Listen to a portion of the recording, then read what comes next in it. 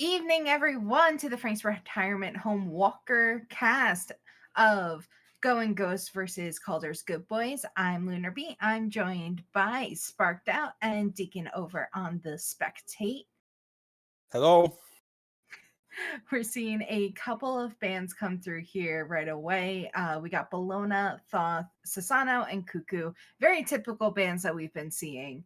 Yeah. And Yeah. I mean, two of the most prominent mid laners, the Cuckoo and the Thoth, they're all very good at just securing objectives, poke damage, just being a German nuisance to survive. Meanwhile, the Bologna, one of the top solos right now, just auto attack solos in general, pretty strong. But then we see the follow up of the Susano and the Thanatos, also very strong jungles, and jungles are a priority in a lot of these matches, especially in the lower division. Just a lot can be done from a simple rotation, shut down one lane, and just allow that pressure to come through. And then we finish off the bans with an Anher.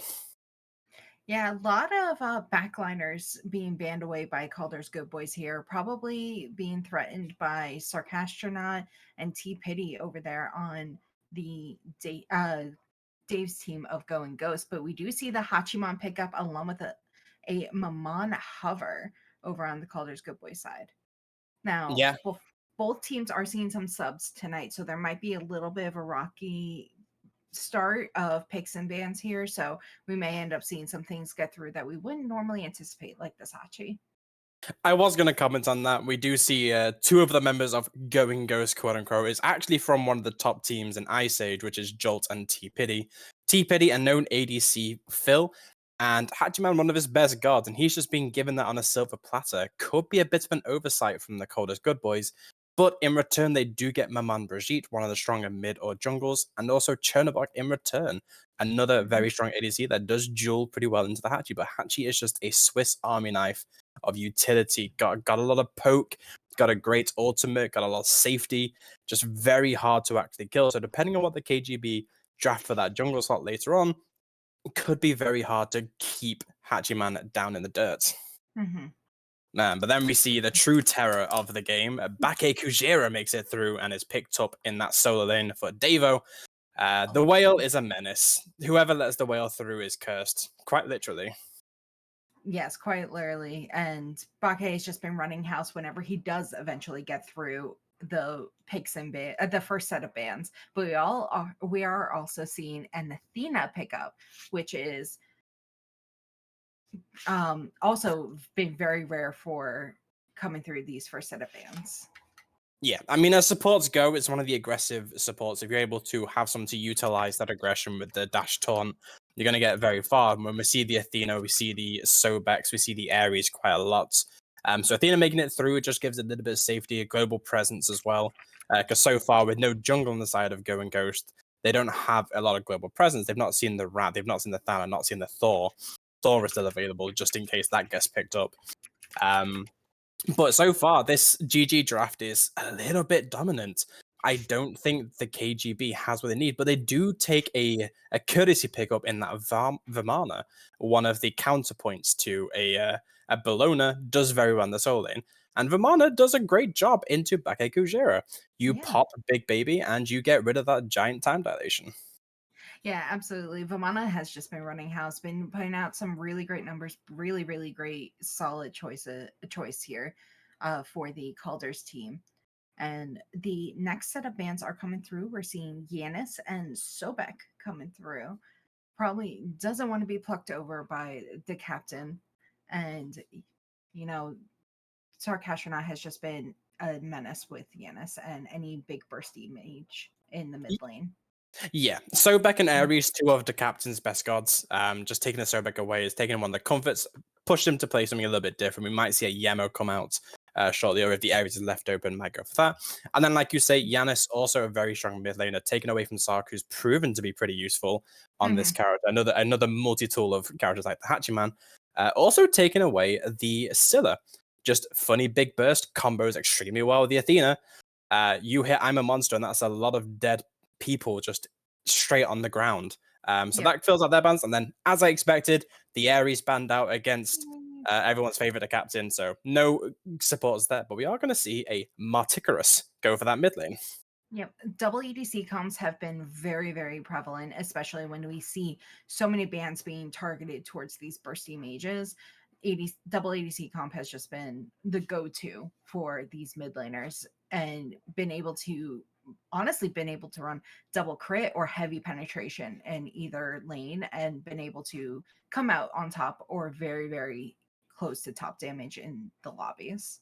So Yeah, very smart on the Calder side to recognize like, hey, we had to ban out these four big burst mages, trying to get Sark down to their level. Let's just run our double ADC, rotate around the map with Chernobog, put out some fields with Marty, and hide away and just try to sneak whatever we can yeah, around and them. it's a tried and tested method, like you said. Double ADC with a magical jungle, always going to be pretty strong in the current meta.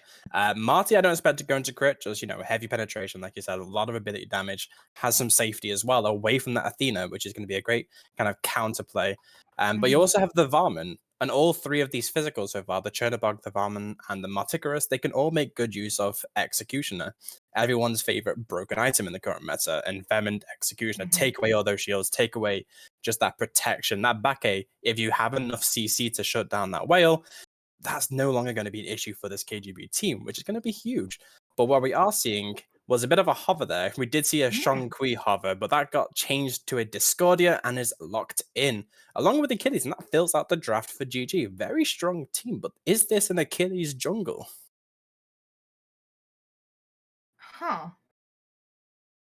Unless it's Bake Jungle. Bake Jungle has been a thing, and so has Athena Jungle. Athena jungle, I'm more attuned to than the back A jungle. Mhm. See, the issue I with back A jungle is if you build full damage, you die quicker, and then the mhm. whole point of playing back A is no longer valid. So unless you have someone very Fair. strong in jungle to just run the house with it and be Well, like a snowball, like a Thanatos, Well, uh, speaking of strong junglers, we do have Jolt, who is a sub in for Go and Ghost, who is one of our top players, if not the top player in the division.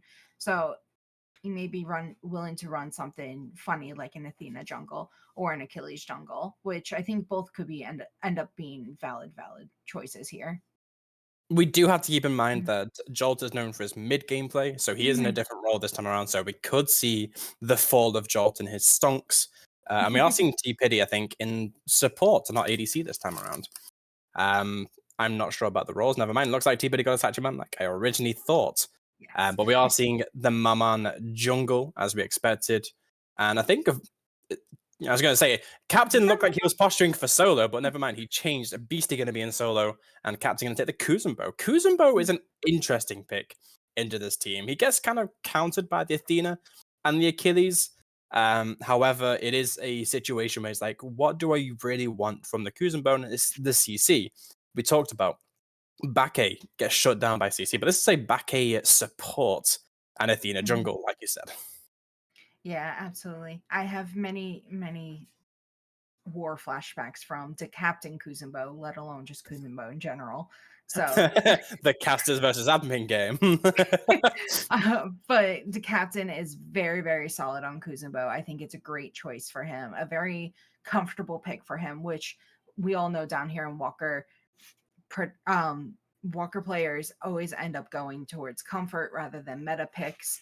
Now, that being said, we are seeing Go and Ghost go pretty meta heavy with the Hachiman, the Bake, the Athena, even Achilles lately has been pretty strong.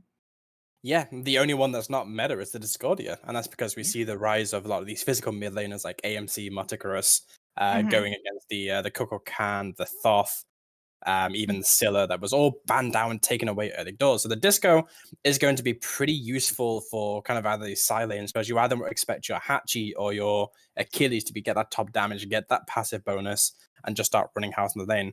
But what I do like is it's smart of GG to put the Bake Kujira inside of support instead of solo. Because if Dave took this solo, he could have a worse time against this Vamana. Oh But yeah. taking it support mitigates those issues, and you have an Mhm. Achilles and a fair ground with the Vamana because you don't have an execute to take him out of big baby form. Correct.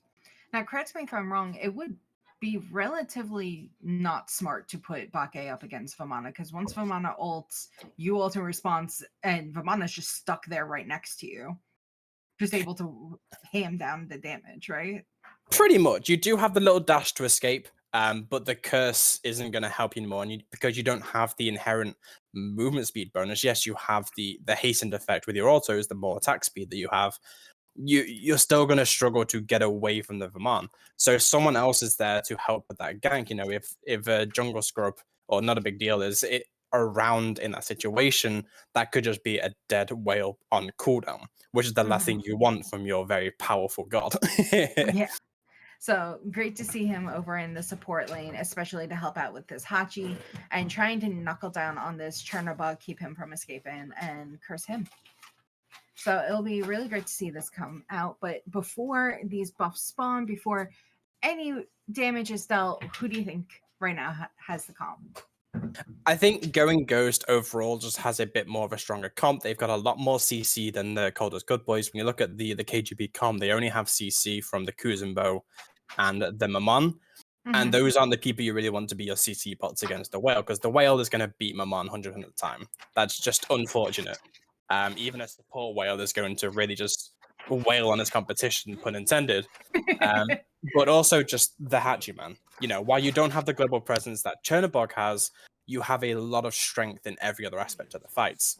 But we also see that in terms of how the builds pan out. If you look at T-Pity, he's going into that Gilded Arrow, so we expect him to go into the crit build. Meanwhile, we see Jungle Scrub up for that Death's Toll, an item that has really fallen out of favor in the current itemization. So it could be that he's going to struggle a lot more during that lane. It'll be interesting to see if either of them go Crimson Claws, though. Not an item I personally recommend, but I see it built a lot. Yeah. But we'll see how these fights pan out. As we see a cheeky bit of health bars go low and low. Dave already half HP in that solo lane. Yeah.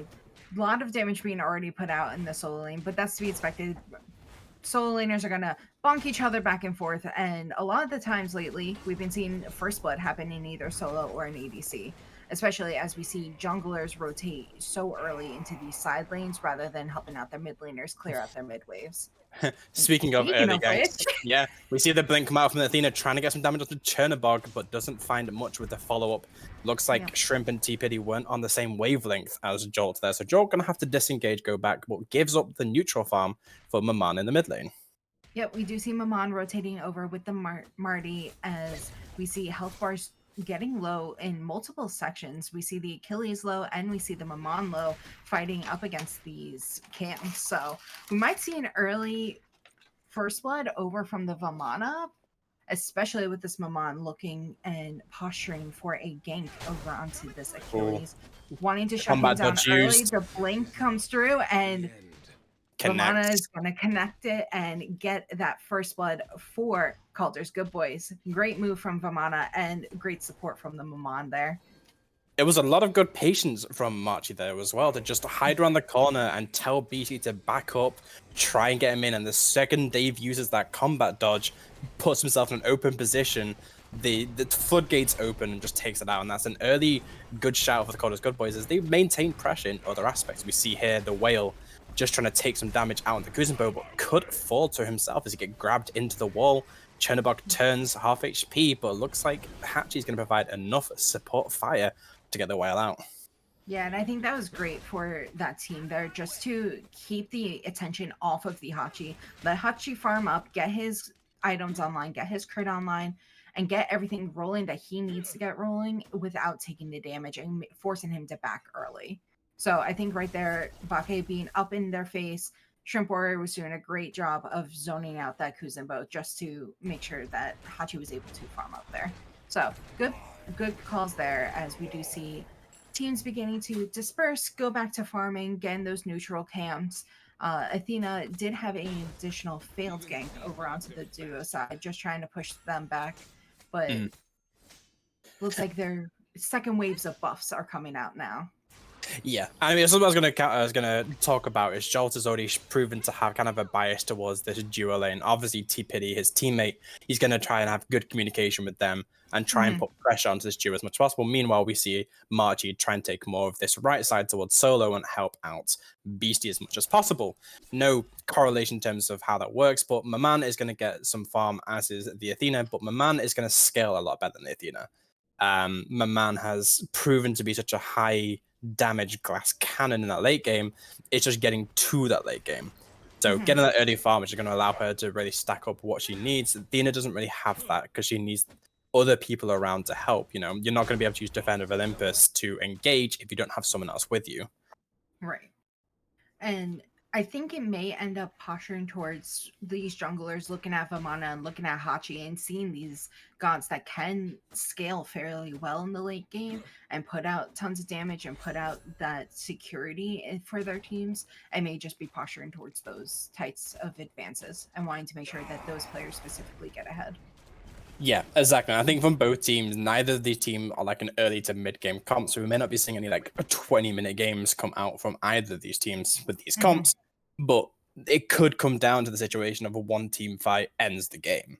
You know, that's how powerful these kind of drafts can be. It's just you play for one set and go, okay, what's gonna be our game plan for this? You know, when we look at objectives, are we going to look to fight to the objective? Are we going to look at securing? We see Waterloo Grave popped out from the Kuzenbo trying to find some damage onto the back A, but Chernobog just not on that same wavelength, wants to focus on the clear. Defender of Olympus called out, trying to find some damage. Comes in, but gets dragged under tower. What are you doing, Joel? You aren't that tanky, my friend. Look at that health bar. Here comes that Jungle Scrub, gets the first kill of that team fight, and forces the back A Kujira ult away as well, but there's not enough to save Joel. You can't be on tower line against a Kuzenbo. Surely you know better. Yeah, but we do see Bake and Hachi both hovering around that tower line as we see Vamana ult under tower and smacking Achilles with the umbrella to secure a kill, and is able to live and be able to get that Achilles now to a 0-2 with a 2-0 KDA line from Vamana at 5 minutes into the game. So yeah, once again, Jolt going over to duo lane. We see Marchi take the response and go over to solo lane.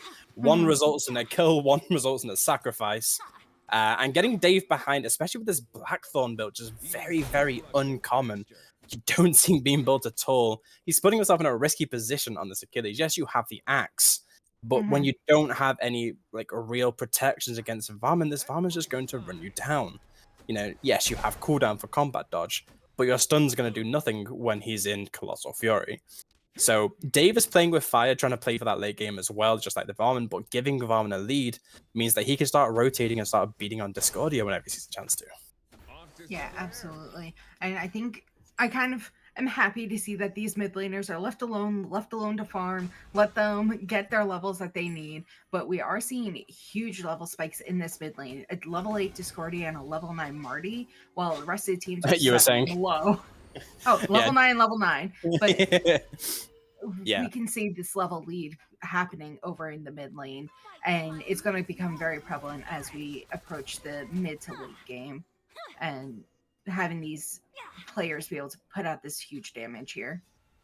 Yes, and that's going to be what it comes down to. Is we see another fight kind of break out towards the jungle. Marty's going to get some lot of damage. Watergrave pops out. The apple misses. Everyone just bouncing around the corner, but some good strifes from Discordia. It means that Kuzenbo is in danger. He's being chased around by Jolt, trying to find the damage. The blink comes out, but the team is here to help. Spirit Bomb comes out, trying to shut down Jolt. Meanwhile, Marty is putting on the backline, trying to take out Discordia, but a perfect ball takes out Captain. Now Disco's on the run, trying to escape from this lurking predator.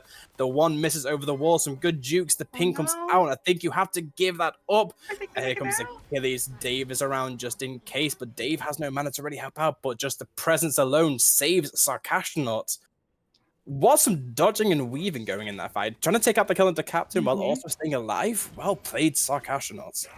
Yeah, that was really good movements, and we saw that Apple be able to hit on like the last bump there, and the Captain was just obliterized by between Discordia and Athena there. So it was really great communication that we saw there. We did see Joel kind of zero in on that very low health player there, and it was just they ended up sacrificing their own life, but Sark was able to get out there, and having that communication with Dave is really great to see, where it was just like, Dave, save me! Dave, save me here! Like, Dave, please, I need assistance. I need assistance here. But that was great moves from Sark, great moves from Dave there. So really love to see it, and love to see the camaraderie happening between the team. Yeah, and not to speak on Gun Ghost as well, Kaldrs Good Boy did the same thing. Captain got himself in a little bit of trouble and enlisted the help of Marchi and Mhm. DDM to come in and try and provide that support. It's just a shame that some of the abilities missed from the Marty, otherwise that would have been a kill onto Disco much earlier. So both teams playing their team fights well already. But the one thing I will say is so far is that Jolt is not building as I expect a Athena jungle to build. Now, Doom Orb is a good item in the jungle. You see it a lot on Hebo, you see it a lot on Ao Kang, some of these more powerful mages. I don't like it on the Maman either. I prefer just going the straight book build on the Mhm. Maman. But on Athena, you need cooldown. You 100% need that cooldown because of how long her abilities are. That's where her strength comes in. You either want to get that Chronos online early, you want to get that Spear of Deso, but going Doom Orb takes away so much of your potential to do something in that fight, and we see it. As we see a lot of We damage see coming the onto Dave. big baby coming out, smacking Achilles underneath tower again, taking a couple of tower shots, but that's going to be no qualms for this Vamana here, who's just going to keep smacking this umbrella upside Achilles' head, going, "This is my lane." So Yeah. DC is not afraid to fight here and knows when to take them too. He's been backing off a couple of times, but he knows when he's able to go in and really smack around this Achilles here. Yeah, and Dave's finally realized the error of his ways and is starting to build into some of that physical defense, which he really needs against this Varman, because so far Varman has just realized that he has power, he has presence, and he has pressure. And he's really abusing that in those fights. So giving himself a 3-kill bounty with the help of, Marchi in the early game, not to discredit that. Yeah. He's putting himself in a very good position for this late game in the rotations, but we're not going to see that just yet. He's going to leave the tower to fend for itself and not push out that lead, which could be interesting, but, we could see a teleporter play come out at some point. You never know. Yep, and we do see them battling out once again. Achilles looking for that revenge, but being 2 levels down. Oh, They end no. up showing some bad blood here because Maman is here, ready to fight, but he's going to back up under tower. No ward vision there, but must have just known that Vamana was too much up in his face. As we see Athena over here, Trying to over in pull the the damage. duo lane, Oh, Hachio miss, and Chernobog lives on a half a health point there, backing under tower. Unfortunate that mounted archery did end up missing there, going in the. Oh, it didn't miss. It just didn't kill. As we see, Joe actually made the rotation over to right lane, try and get Varman down, but Varman is not afraid of that one at all. But we do see the invade come out from the KGP. They're going to get this blue. Jolt has recognized the danger. Can they get the steal away? They can't, and now Jolt's in danger. My man's got a lot of damage going out. Party Trick just burning them down into the wall, says the Kuzenbo. But my man does not want to fight here. He's a little bit afraid of this combo. But here comes Waru Grave as we see everyone else come in. Varman with the umbrella charging to find this Achilles. And guess what? He's got Colossal Fury. This is going to be a tower dive, surely. Bop, bop, bop. Down goes Dave once again. 0-4. That tower is proving no threat for this KGB team. 1-7 overall. The KGB are running away with this early game. Yeah, absolutely. Definitely running away. Seeing a 3-0 Vamana and a 2-0 Maman, and even seeing a kill come onto the Kuzenbo here. That's great power that we'll end up seeing. I do wish I got to see Go and Ghost go for this Gold Fury, seeing 3 to 4 members over in the right lane.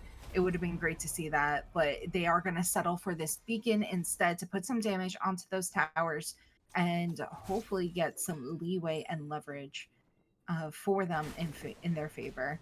But it looks like the biggest impact is going to be in this ADC lane, as they are trying to get the pressure back over here for this Hachi. Yeah, I mean, it's nothing to say because T-Pity, even though he's been like on his own for a long time and doesn't have much an advantage over Jungle Scrub, he's got the farm advantage. He's got to level up, is up in that XP, up in that gold. He's going to be doing a lot in this late game. So that's why Jolt is trying to play through him so much. But the second that we see those rotations into right, it's almost like Jolt kind of goes, oh, I need to help out over there as well. You have Defender of Olympus, so you have that rotational value. You have the teleport to come back as well. You've got options, but it's just right now the KGB has a lot of pressure in both mid and solo side that it's hard for GG to find an opening. So like you said, they could have gone for a Gold Fury play, but with the teleporter up, they'd have to drop it because right now GG has no secure. Discordia, not a very strong secure guard. Especially Water Grave popped out looking for something onto Jolt. and the Kuzenbo is trying to find something. Oh, Colossal Fury pops, but this time no death onto the Achilles. But with that Colossal Fury down, we see another fight break out, and this could be the end of Beastie. Oh, is this shutdown going? Oh, but he is gonna get No. Achilles with that umbrella and be able to dash away. We did see Defender of Olympus come out from the Athena here to come over to try and secure this kill, but Look, 4 it's Nova coming. Mana is no one to mess with. And he's still pushing up in lane, even though we can see this Bake coming over, Marty and Maman coming Marty's over. Marty's taking a lot of damage just from the back air alone. Look at that, 100 to 0 just from the ult and bops alone. Marty forced to go into the sky to try and get away. He drops it off early, knows he can't fight Shrimp, and that's the power of the whale. Meanwhile, on the flip side of the fight, once again, Jungle Squad being forced to back under tower does have Darkest of Nights available to them, so they can just get back immediately. But do you want to challenge this this Hachi again? Probably not. So just some free bastions as the minions are on the tower, and this could be some rotations and invasions from T-Pity, showing that presence in the dual lane. Yeah, we do see that Cherno ult being used to try and secure his purple coming over, and it is going to go in the way of Chernobog, but Athena Taunt is going to come in, and T-Pity and Joel are not going to let this go easy. Mounted Archery come through and secure that kill this time on the Chernobog, and a life for a purple buff, I'm not sure if that's worth. No, it was unfortunate because Jungle Squad already used his dash, and it was second that Athena came in. It was like, that's kind of a wrap, but he couldn't buy enough time for the team as the fight breaks out. Another fight breakout. Big Baby coming out, smacking out this whale, trying to put out some big damage, as Maman ult is going to miss on this Athena, but a lot of split fights here as we see Bake go up in the air, but Maman being low, backing out as Whale is just pushing forward, even though his health bar is going low. But we see this shutdown on the Vamana from Dave, and the double execute coming through. Double execute trying to look for a third. The team is going from quickly, but Captain has no health. Does he have the timer for the execute? He doesn't. No, but the Whale's going to pop the ult as well. It's going to be zoned out from the Marty, and they're going to have to retreat with the tail between their legs. But that's such a good fight to come back through for Going Ghost. But these health bars are looking a little bit sus as the KGB is around. Chernobog is here, but he's against 5. He's playing with fire right now. The Strife comes out. Inside the wall he goes, and they're choosing to take the fight. He takes out 1. He's still got to fight 4 more, though, but he's living with that lifesteal. Here comes Marty. They're looking for it. The Gold Fury does go the way, but that Jolt finally gets a jungle scrub, and Marty's going to have to disengage. And, you know, support for the Gold Fury and the kill, definitely worth of Going Ghost to get back into this game, as they are, you know, they lowered the gold lead as well to only 100 gold with that pickup. That is fantastic movements from Going Ghost here. We're finally seeing some kills on the side of Going Ghost. The Achilles with the double execute there. Athena being able to pick up a kill. It's great movements and posturing that they were able to do. We seem to see Going Ghost doing really well during these team fights that are happening, even though they may have struggled during the laning phase early on. So going into the time period of fire dances and pyro dances, it's going to be really great to see how they posture and how they go up against this very prominent Kaldrs team from the early game. Yeah, I mean, right now we are seeing Marty and the Maman pretty low on the damage boards, lowest in their respective. So even the supports are doing more damage. We see Kuzenbo a little bit of danger against 3 here. Watergrave popped in, but here comes Chernobog. Yeah, we do see the Marty ult popped as well, as Achilles is going to get that execute over onto the Captain, but Vamana is going to get Big Baby over onto Athena and focus onto the Achilles. The Achilles is seeing nothing but an umbrella this game whenever he goes to the gray screen. And this is going to be a beacon, it looks like, for Kaldrs here. Yeah, double kill for the Varmin as he rotates in, takes out Dave and Joel, 2 of them as prominent players, but Disco stepping up. This could be another kill, but goes under tower safely. Unfortunately, the tower does not die to the beacon, but guess who's around? Hachi, he doesn't have mounted archery available to him, but they aren't going to aggress just in case the team comes in, as we see the Whale kind of make his move over just in case, but down goes the tower finally to dead beams. Yeah, Marty really just saying, you know what, this is low enough. I'm going in. I don't care if I take a tower shot. I'm getting this tower now. And we do see Kaldrs posturing for the Pyromancer, and just being able to really secure it here. No one around from the side of Going Ghost. Not a lot of ward coverage, honestly, from either team going on this game. Only see about 2 wards each team Yep, going both on. around the mid lane as well. Neither on the the solo or the duo. But with the Gold Fury down, you don't really care about it too much. But the Fire Giant is around, it is available. But I don't think either team wants to commit to that fight just yet. It's only 18 minutes in. Sorry, 19 minutes. One thing I want to point out, Shrimp Warrior has got that Emperor's armor online. So now Going Ghost can make that call to say, hey, we don't care about the towers. You know, all of their towers may be up, but we don't care about that. We can just take this fight. And especially with how well Dave's come into these team fights, again, as executes and just harassing, it's really good to see how those communications come out. And also just to point out Sarkashina as well, hitting some great strikes, either hitting 1 or 2 and then confirming the damage. That Apple was a big part of that team fight, taking out the captain and taking out Watergrave and taking out all of that, you know, harassment and CC. It's great for what the GG team want to do. It's just unfortunate that the Varman was able to do Varman things. Yeah.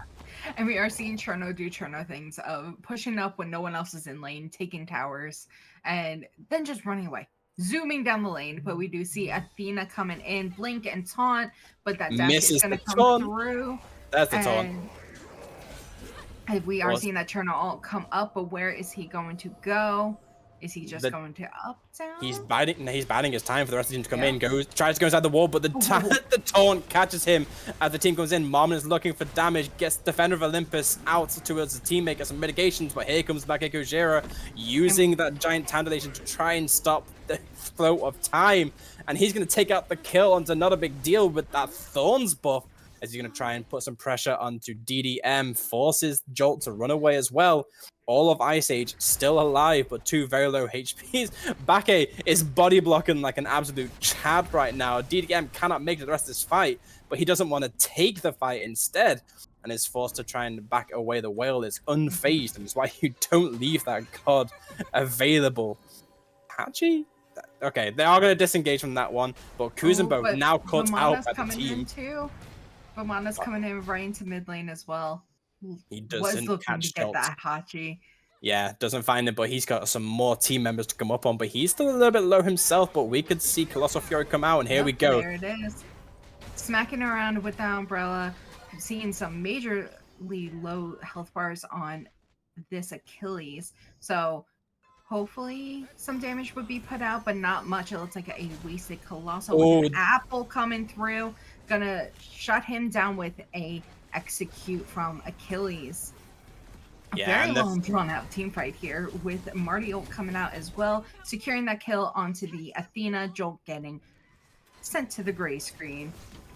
Unfortunately, there's a missed execute from Achilles, and now he's in danger. Finds a good 2-man stun. DDM finds another kill onto Shrimp Warrior, and they're going to try and disengage, but DDM is not done just yet. He doesn't realize his team. He's finally recognized that he is by himself as the Hachiman starts to make that rotation in.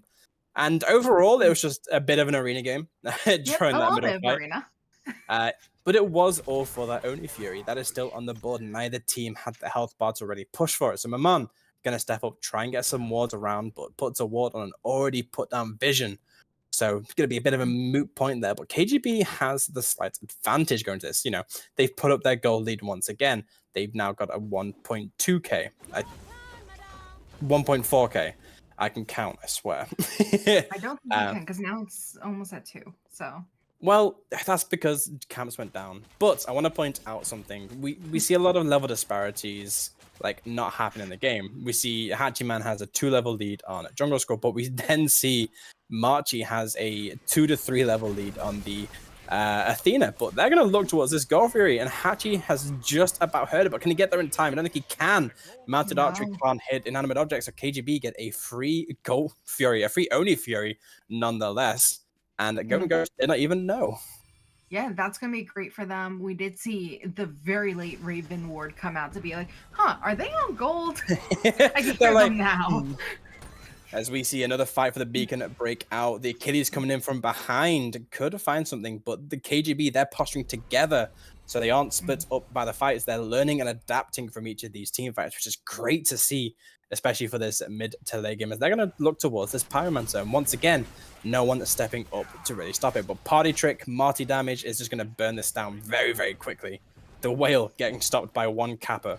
Who will win, a massive cursed whale or one Turtle Boy? I think it was a turtle boy. Turtle like the Boy little, wins. RKO. I like the little kappa. The little kappas are cute. Are you saying that just because you're on the Killer Kappas? You know what? No, but that goes well. We see where the favor doesn't comes out. As we see Kuzumbo just really trying to be an absolute harassment as Sarkashanot steps up to body block for the whale. But the team of the team of Going Ghost is just trying to play quarters and play corners as much as possible. As we see a little bit of a tank on tank action, Varman and a Kuzumbo versus Whale. But here comes Athena, blink in, finds the taunt. Here comes the curse as well, trying to find that damage. But Varman gonna dash away. Kuzumbo also gonna dash away, and that stops that team fight. A lot of ults wasted outside of Watery Grave on the side of Kaldrs Good Boys, and now the Whale takes a bit of damage from tower, but it means nothing because of Emperors. And KGB trying to find something. Meanwhile, Chernobog in the left lane, split pushing, could see a big... Things. Yeah, but we could see him just ult over and try and take this fight. As we see a big Thorns come out from Kuzbo, getting a lot of damage onto his team, harassing that backline. Marty forced into the air against this whale. The whale's getting slapped down. Down goes Shrimp as Varman tries to find some more, but look at his health. He's life stealing as much as possible, but his health bar is so low. The blink comes in. Spirit Bomb finds 3. Marty gets a lot of damage from that engagement. DDM takes out another T-Pity. It's just Cherno on Phoenix. Cherno on Phoenix, and it's just Achilles by himself versus 3. Down goes Dave. Disco is the last one standing for this team. The Phoenix has fallen, and they're just rushing down. Party Trick is going to burn this Disco. The fairy has fallen to the hat, nonetheless. And that's going to be a probable reset go-do Fire Giant. But meanwhile, Chernobog is just wanting to... He's waiting for the minions just to try and be a true backdoor gamer. Have you ever seen this much cringe? You know, my first game against Going Ghosts, yes. But with Whale here trying to push out Chernobog, trying to push out that damage from onto their Titan, as the rest of KGB are over here on their right Phoenix, putting out like about half damage to that Phoenix.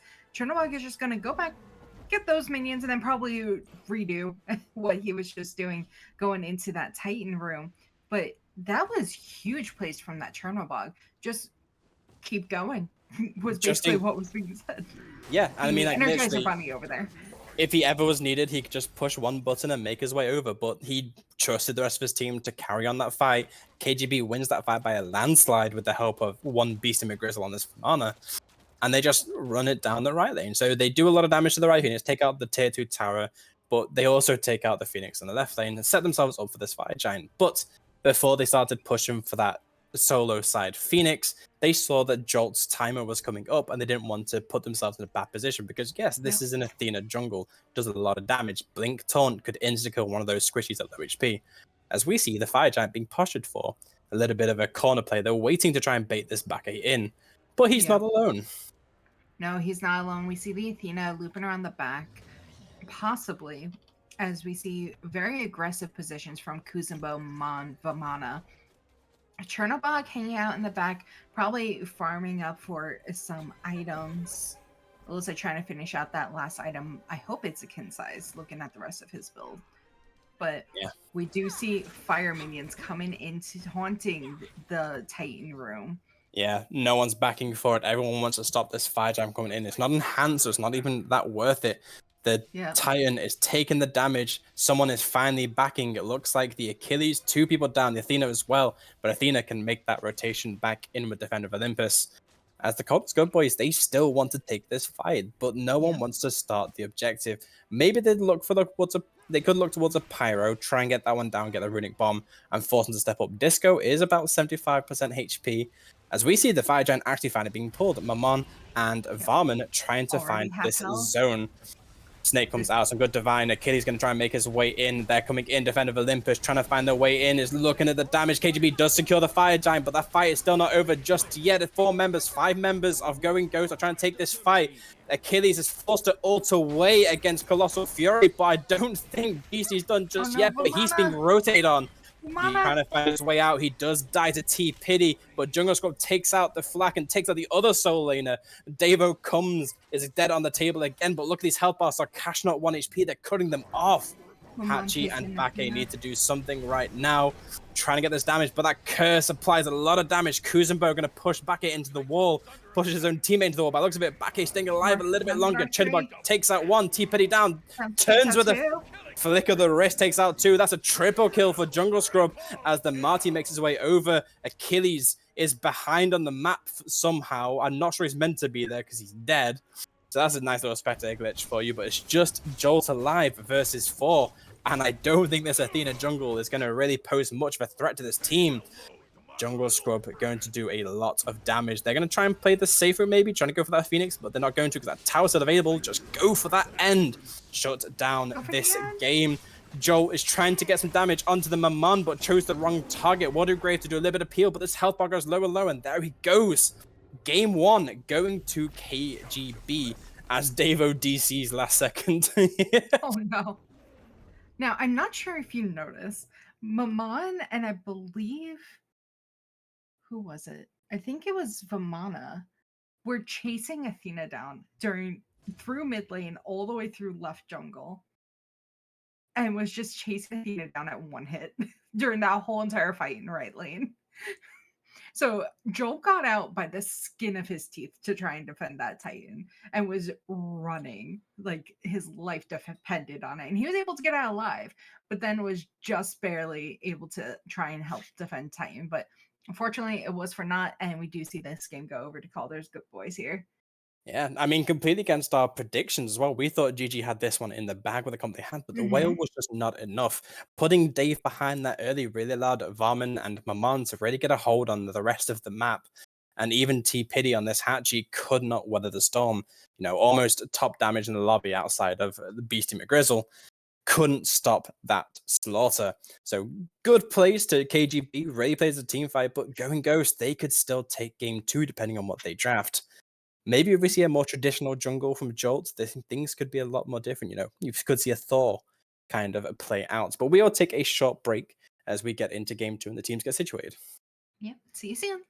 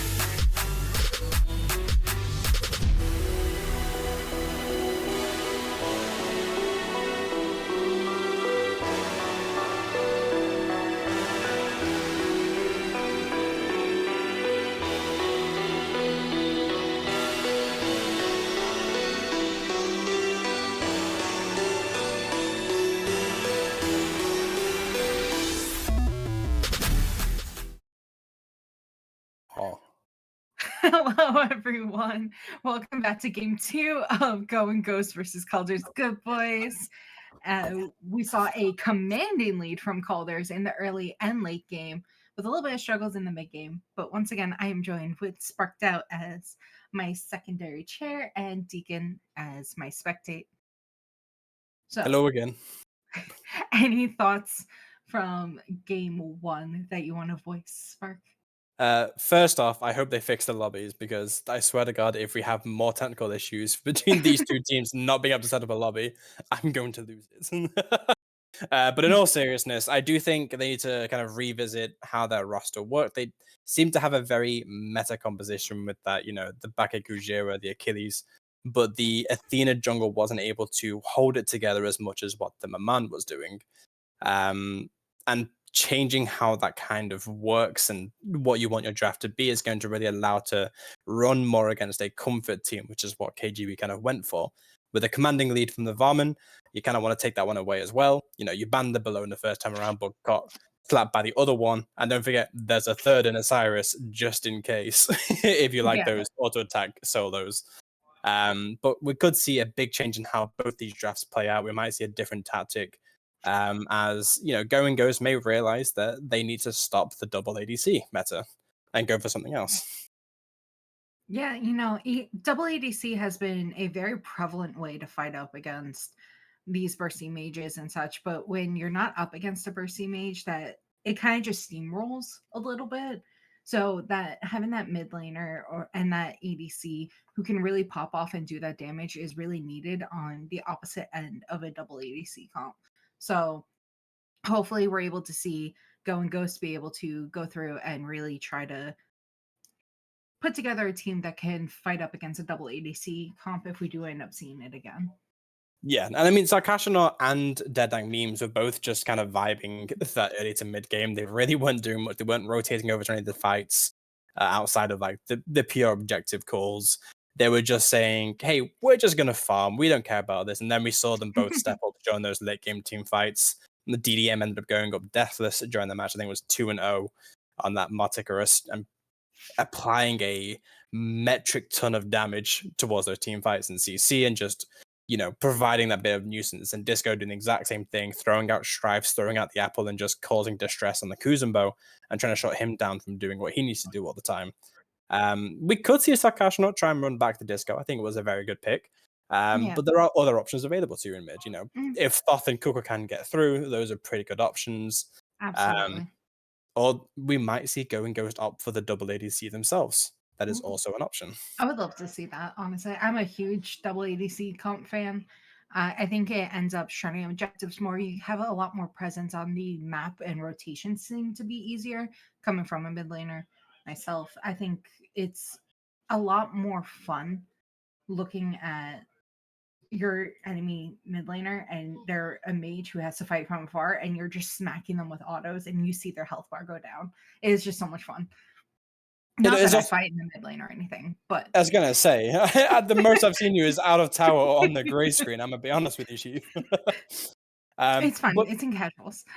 it's also not just the fact of what they do in terms of projection, but it also allows to pick two of the stronger ADC characters and play them. It doesn't have to be the pure damage ADCs like AMC or Martikorish. You can use characters like Shibalanke, Izanami, some of those high pressure wave clears that Hmm. can shred objectives because they supplement something like a Merlin. Merlin's a very strong mage right now as well because of the shred potential. An ADC that builds full attack speed, full crit is going to do the exact same thing. So it takes away what you need from that magical character, puts an ADC and allows you to pick up a magical jungle or a magical solo in addition to really balance out those rosters. So there's a lot of potential for how these drafts want to go, but we'll see as it would get into these matches. Yeah, we are experiencing a little bit of technical difficulty on the player side, so you're going to be stuck with us over here just chattering away for a little bit. But overall, I do really like, how the solo lanes were able to fight it out. Early game Vamana was like running house, but as we approached like team fights and such, Achilles was really showing like his presence and was really showcasing like how much he's able to do and really make a presence known. Yeah, I mean that's what the power of the execute brings. You know, you can be a very tanky character. You know, if you build into those like prophetic stacks, it allows you to just kind of get it in, just find that right target, lower the health, and just get those executes off. And you don't need to do damage. You have an execute. That's one of the Mhm. power that Achilles does. It's just trying to stay alive to get through to that, and making sure your ult doesn't hit someone else in the way. You know, for example, if there's a whale blocking you, it's going to be very hard for you to try and execute the backline because there's a Right. fat whale in the way. Just a big ass whale. Just going "Rah," Yeah, with I the mean, slow. we saw how powerful the whale's Yeah. body was again when he was just body blocking DDM from trying to get to the backline. He was like, no passage for you, Mazdicoras. I No am here. passage. I am the one. I am the one. I am the whale. I am the whale. I am the whale. Uh, but overall, that I think Solo Lane really showed their strengths with. I forgot the players now. Who was on the That Achilles? Was that Dave? That was Dave. was Dave. Dave showcasing being able to rotate into team fights and talking to each other. You could tell that Gone Ghost was communicating very well, especially when he was defending Discordia while Discordia was running for her life on 1 HP from that Mammon. It was great for Yeah. Dave to be able to showcase, like, oh, hey, I have a shield. I am a big solo laner. I am here. And being in those team fights is great for your solo laners to be present like that. Yeah, I mean, we saw that from rotations as well, like the beacon fights as well. It's just the second that the Vamana and the Achilles make their way over, it's like true Giga energy. Everyone's like, oh, probably don't want to be here. And they start dispersing, trying not to get slapped around. So having that pressure in a solo laner is really great, which is why we're not seeing a lot of like the mage solos anymore. You know, as well as the multitude of nerfs they got because of how strong they were. But just Right. having that tankiness, having that, you know, extra damage with Warrior's Axe and Sundering Axe in the late game just allows you to be that little bit more tanky and just harass as much as possible, which is what you need in this pressure meta. Mhm. So yeah, I'd like to see what they kind of bring out for game two. Though maybe we will see a Bake Gujira in solo instead of support, and Ooh. maybe like see like a Horus or something in the support side. But anything can happen. You know, I have maybe not seen Horus lately. it's kind of difficult. We do see, you know, because we see a lot of Ares and he has, Mhm. you know, big cripples, really shuts down a Horus. But Horus has a lot of potential if you compare him with someone that's a little bit more magical. Mhm. Doesn't work that great into double ADC. Just because you can shred a Horus down pretty quickly. You know, same thing as the Bakiko Jira, but it's a lot more noticeable that if you CC them, they just die. There is no escaping with a Horus. Because even if you try and go into the skies. Yeah. But we are having a, you know, we said before, a few technical issues in terms of trying to get the lobby up. We are Yeah. going to take a short break here while I scream into the void. So we'll be back shortly. I'll be trying to shut him up. Don't worry.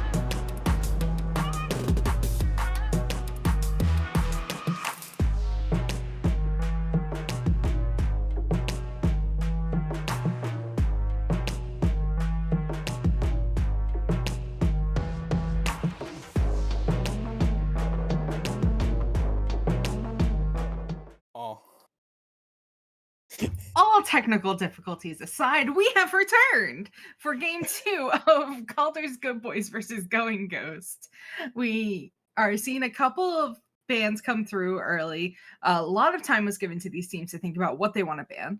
So we're seeing the Vamana and Sasano being banned from Going Ghost, and Thoth and Cuckoo being banned on the side of Kaldrs Good Boys. So pretty much the exact same as we had game 1. However, we've just swapped that Bologna for a Varmin, and I think that's very warranted with how with how Beastie performed in game 1. But this Yeah, does I mean think that Bologna is available right now. well, there are still 2 more bands left, so don't know what might be coming from there. But they're taking their time thinking about it, thinking about where they want to play out of, most likely. Probably some yelling going on their sides, and if they're Oh. going to decide on an Osiris ban. Yeah, the other 3 of the auto-attacking Soul Laners takes out the Osiris. This does leave Bologna options.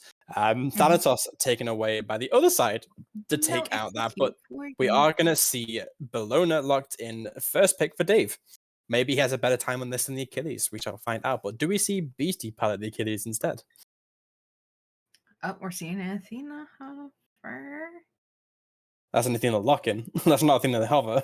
Yep, that's it. Captain looks like to take this Athena out of the way, and we are going to see the return of DDM's Marticarus, which does, get a lot of good potential again. Athena, you want to have someone with good follow-up damage. That's what Marty does.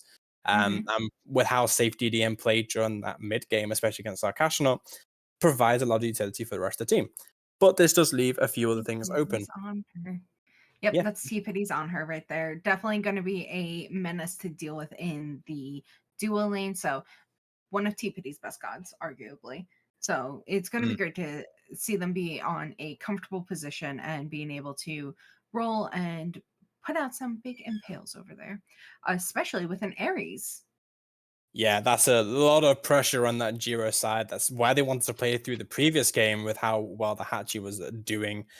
So putting Shrimp on this Ares instead of a Bakeku Jiro just allows them to have more presence for that early to mid game, as well as transitioning well into that late game, which is kind of where Ares falls off. But as long as you're burning beads, who cares? The Anher, definitely an ego pick, though. Even though he's good in the meta right now, he is an ego pick. It's like the Ulla kind of situation. You pick it to take those 1v1s. And from what we saw in game 1, Scrub wasn't taking the 1v1s. Scrub was like, I don't care about these fights. I just want to split push. So Anher may not actually get any value here. But this time, with Chernobog even open, we do see the Hachiman picked up. So return of the double ADC. We talked about it before the break. The Marty mid Hachi ADC. But with the Athena support this time, instead of the hopefully, I'm not gonna bite my tongue just yet because anything can happen.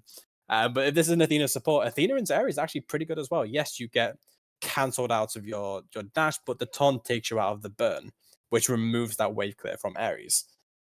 So there is kind of like a chess situation. You want to be 2 moves ahead of the other support to see what you can do, and just have faith in your ADCs to pick the right target. Right. I do have to say, I think this is the furthest I've seen a Hachiman fall in picks. I've seen it picked up last. Really? Yeah. But we are going to see the next round of bans come out. We're going to see the Mercury ban out. That's an interesting one. We do see a change in the jungle, just so people are aware. We no longer have Jolt in jungle. There's now Nuki, one of the starters for Going Ghost. Gonna be taken away from the Maman, taken away from Marchi. I had to keep changing the name, not a big deal. Also, the Aokang taken out and the Raven taken out. All those jungle bans away from both teams. You know what? Just screw jungle, apparently. We're going to see some really deep picks into these puddles for their jungle picks. So hopefully they have some unique picks that could end up coming out. We do still see Thor open. We do still see Rat. So some solid picks still available for these junglers. So it's going to be nice to see them be put onto like a slightly off meta god, but maybe just like one who's in the background, as we do see a Thor hover and lock in.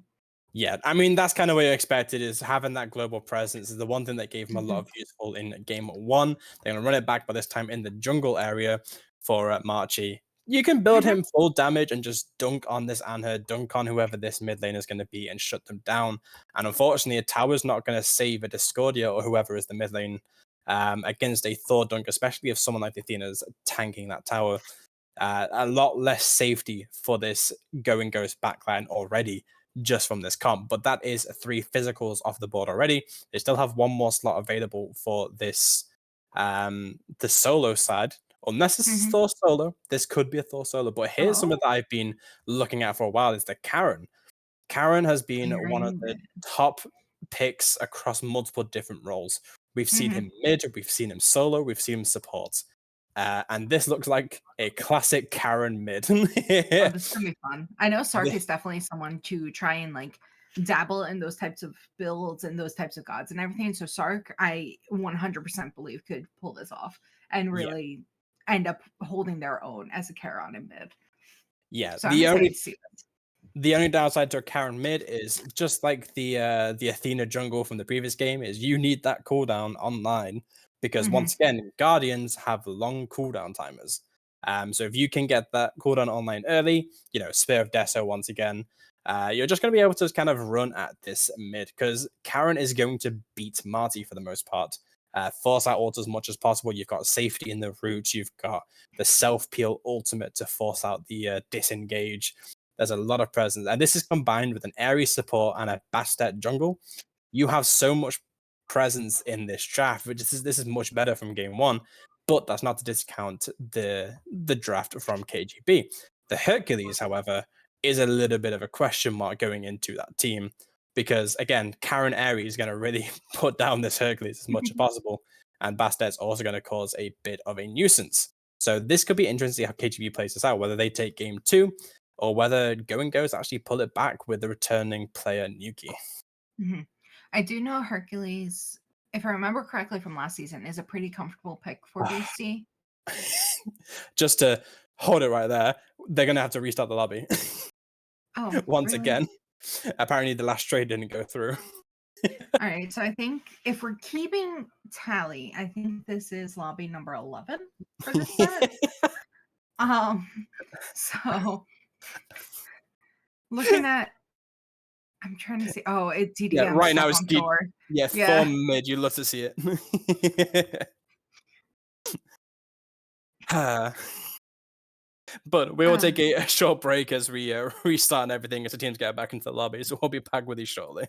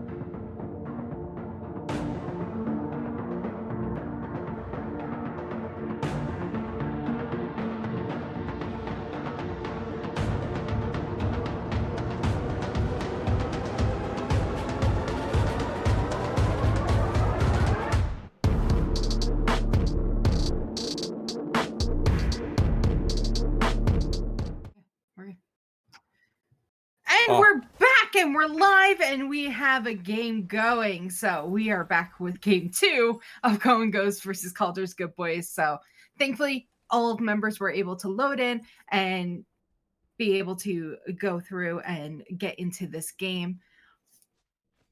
We actually get to see we actually get to see the game this time. I know, right? It's great. We are seeing that Charon mid, which is going to be great to see.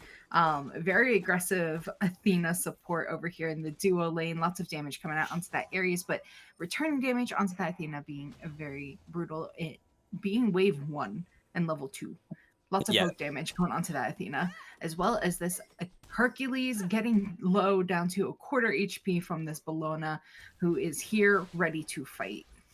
Speaking of fighting, every lane wants to fight. Beat coming out very early from the Marty, trying to dissuade the damage. But Beastie actually gets the solo kill, taking first blood in 1 minute on this Bellona. I think Bellona fell into the classic trap of being under tower.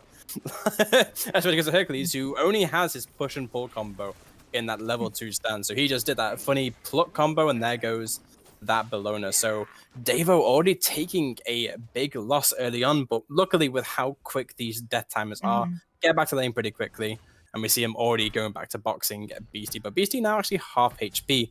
So as we swap over, we see the fight. DDM gets another quick kill onto Nuke. The Bastet falls. Karen mid not able to help. Already a 2-0 lead in favor of Kaldrs Good Boys before the 2-minute mark. So it could be 2-1. Maybe. Nope. Never mind. Hits the bludgeon. Lots of aggression coming from this Kaldrs team, probably looking to just finish out this game, get their 2 games done. With all these technical difficulties going on, I would be right in their seats too. They want to get this game done and over with. Yeah, hopefully we see a 25-minute game or so, just to make sure that both teams keep their mentals on the go, because the last thing you want to do... No, he possessed himself in the wrong place, but here comes Thor as well. The stun connects, but the double tap does not, so going to disengage. Dave is going to get the Jimmy, though, and that's the important part. If you get the Jimmy, you've won. Oh, yeah, of course. You just win the whole game at that point. But we are seeing Athena dash into this Ares, but Ares is going to return with some fire breath, but... Ares getting very, very low. The taunt is going to secure that kill with a couple of autos from Jungle Scrub, putting this into a 3-0 lead, a 3-1 lead in favor of Kaldrs Good Boys. That was immediate caster diff. That's the classic at this point. At this rate for this set, yes, that absolutely is. But seeing that rotation over from Nyuki this time, putting some pressure over into the solo lane, stealing that blue buff away. It seems that Nyuki is putting a lot more presence and focus over onto the solo lane to try and put BC behind. Yes, and that's really what's important. It's a big adaptation from the previous game, but previous game was a different jungle. As we see Thor step up, and he's taking a lot of damage from this Bastet to zone. With the having them down, though, this means that, you know, Marchi could be in a bit of danger, but Hercules around the corner just in case. Blue buff staying in their lane. A little bit dangerous for Marchi there. If you're using a hammer for damage, it means you have no escape on the slower, especially pre-level 5. So Nuki getting ahead this early, trying to get that, you know, ultimate online could prove really good for Going Ghost. Yes, they may have taken a few L's in the early game, but this is, again, a pretty like mid to late game comp. Yeah. This Karen mid isn't going to do a lot until you've got all the atomization online. We see them going into that Chronos Pennant. I'm going to say thank God they realized to build, you know, cooldown, however many times I need to mention it. So it's going to do a lot. Yeah, we love cooldown here. Cooldown means more damage, more DPS compared to stuff like this. But solo laners just bung out. We are seeing some of that fire come out from Ares again, but a lot of damage coming out into these supports over in this duo lane, but also damage out onto these solo laners. Excavate on the folders coming through as the Bellona ult comes out to secure the gray screen onto Hercules. That wasn't securing anything. That was there for dominance. We all know it. Dave's like, look, you shafted me game 1.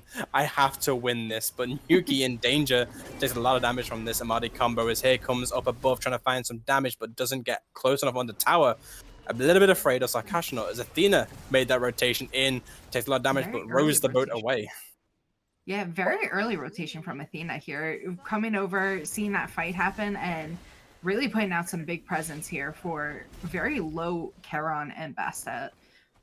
Not only Yeah. low HPs, but definitely low mana as well. These are two gods that you don't want to see low mana going into a fight. And with a taunt, forces the beads out of the boatman as well. So Sarkastronaut in even worse position the next time that Athena makes that rotation over. Yeah, absolutely. We are seeing that Thor begin to rotate around and take some back camps as well as trying to throttle that lead that Bastet may be trying to build. But Speaking about that, looking speak, at Thor. Ooh. yep, that ult is going to come out, but maybe utilizing this just to ult away. Yep, just to Yep. escape, clean escape, trying to go away, go back to farming. Yeah, I mean, that was good, like, awareness from March as well. Knows that even in the 1v1, loses that fight, so uses the stun just to buy time instead of using it for damage. Immediately ults the second that stun connects and just goes, I'm getting out of here. I don't want to take any more damage. And goes back to farming. Doesn't want to give Nuki any more than they need right now. But it does mean that Bastet does get a little bit more free roam inside of that jungle. So, could be present everywhere else, but with Hammer of Dawn down, it means that none of these, lanes have to be worried about that incoming dunk. Yeah, absolutely. A lot of early aggression coming in from these teams and such. Do you think it's just due to time of the day, or do you think it's due to these types of team comps that are coming through here? It's definitely just these team comps. I mean, take a look at what Going Ghost has. You've got a Bologna, who is the most aggressive soul laner outside of Varman, and Osiris is one of the top 3 right now. He's just absolutely beating on this Hercules. Eagles Rally comes out trying to find that bludgeon damage, but he dives away from tower to juke everything. Beastie trying to put on a show for us today as we see the Athena making that rotation over. But this isn't Athena jungle, this is Athena support, so no damage. I think Dave understands. No ward though, but going to go for that totem, trying to find their way in, and Hercules just going to try and heal up as much as possible, take that wave. Athena leaves the lane, goes back to mid. As we might see Sarkastronaut try and take a bit of damage here, fighting over these mids. Last game we saw very late rotations coming from these supports here. So seeing this early rotation into these mids. Wave comes out. Yeah, we're not going to talk about that, but wave comes out, Sarkastronaut's in danger. Athena is going to be putting the aggression on. The silence does nothing with the autos, but the boat is going to row away. Meanwhile, in the backline, Yuki is trying to fight for their life right now. 1v2, take out DDM if you try, but Thor's around trying to get that tap. But the blink comes out into the arms of DDM, and DDM finds the kill. Just as Athena makes that rotation in. That blink was almost so good until you didn't realize who was there next to you. That was another kill for the KGB. I do gotta say, I think Nyoki was going for the blink to try and kill the Marty there. I don't think they had cooldown up available yet. They just got their Jotuns online as they died, so I don't know if you had that 2 available to slam it out before you die. No, it's commemorable going for the trade, but you have to recognize that your cooldown is also just as important as your blink, because every time you take damage, that blink is going to go back on cooldown for 3 seconds. So you want to get that off as soon as possible. Very fair. But I could definitely see that being in the thought process of some of these 100%. jungle laners. Jungle laners here. But I think overall, Nuki was just stuck into a position, caught in a corner, wouldn't have been able to escape anyway. So trying to get that damage out last minute before the gray screen, probably the best choice that they had. But it looks like we're seeing some major posturing for maybe an early gold, 8-minute gold, 9-minute gold. Without the Thor there, it would be difficult. Thor going to try and take that red buff, but they could look for a cheeky kill onto T-Pity. T-Pity doesn't have the same safety as the Hachi. Yes, you had Desert Fury, which gives you some CC immunity, but you don't have the long-range dash like mounted archery. But there were 4 over there when I started that. Yeah, and the Anher completely goes around the corner from Athena. Athena blindsided by the fact that Anher can walk around walls, and Anher going to get away pretty safely. T-Pity not afraid at all. Oh, we are seeing that Athena come over on the teleporter, possibly trying to get some cheeky Athena gank, support gank onto this Spelona here. But yeah. As you see there, Athena support, not much damage, but we see the Ego come out, disperse, does connect, and he's getting a lot of damage, but these health bars are coming in the shield off down. And mounted archery, as well as the Athena ults. So a lot of ults being used there outside of Nuki, the only one who didn't decide to use the cats to try and grab as Ares is going to make the rotation over to try and kill this Hercules. We could see a lot of ults. Eagles Riley comes out. This could be the death of Beast McGrizzle, but here comes the Ares ult, finds it. There is no escape for Beastie. This Hercules falls on the tower with the combined might of the Going Ghost tanks. Yeah, that was a great move from Ares there, just being able to chase from that far away. Was that a Bastet ult? That was Bastet ult. He was just able to hammer away from. Yeah, a dip and dive from the hammer means that Thor gets away. The boatman gets caught out by Athena, but Athena has no follow-up coming in and is now getting caught out by the Ares. Do we see any other follow-up coming in? We don't. Shield wall pop to try and get some extra damage off, dissuade the fight, but support on support violence means nothing. But now Thor wants to find a perfect jungle violence here. Yeah. Jungle violence is definitely more common than support violence, but we do see a cheeky little double tap come out from Marchi and forces Bastet to back away. Now, if I was Thor, I'd be waiting for that Hammer of Dawn to come available and just dunk on Yuki every time I can. But unfortunately, he didn't have it available to him at this time.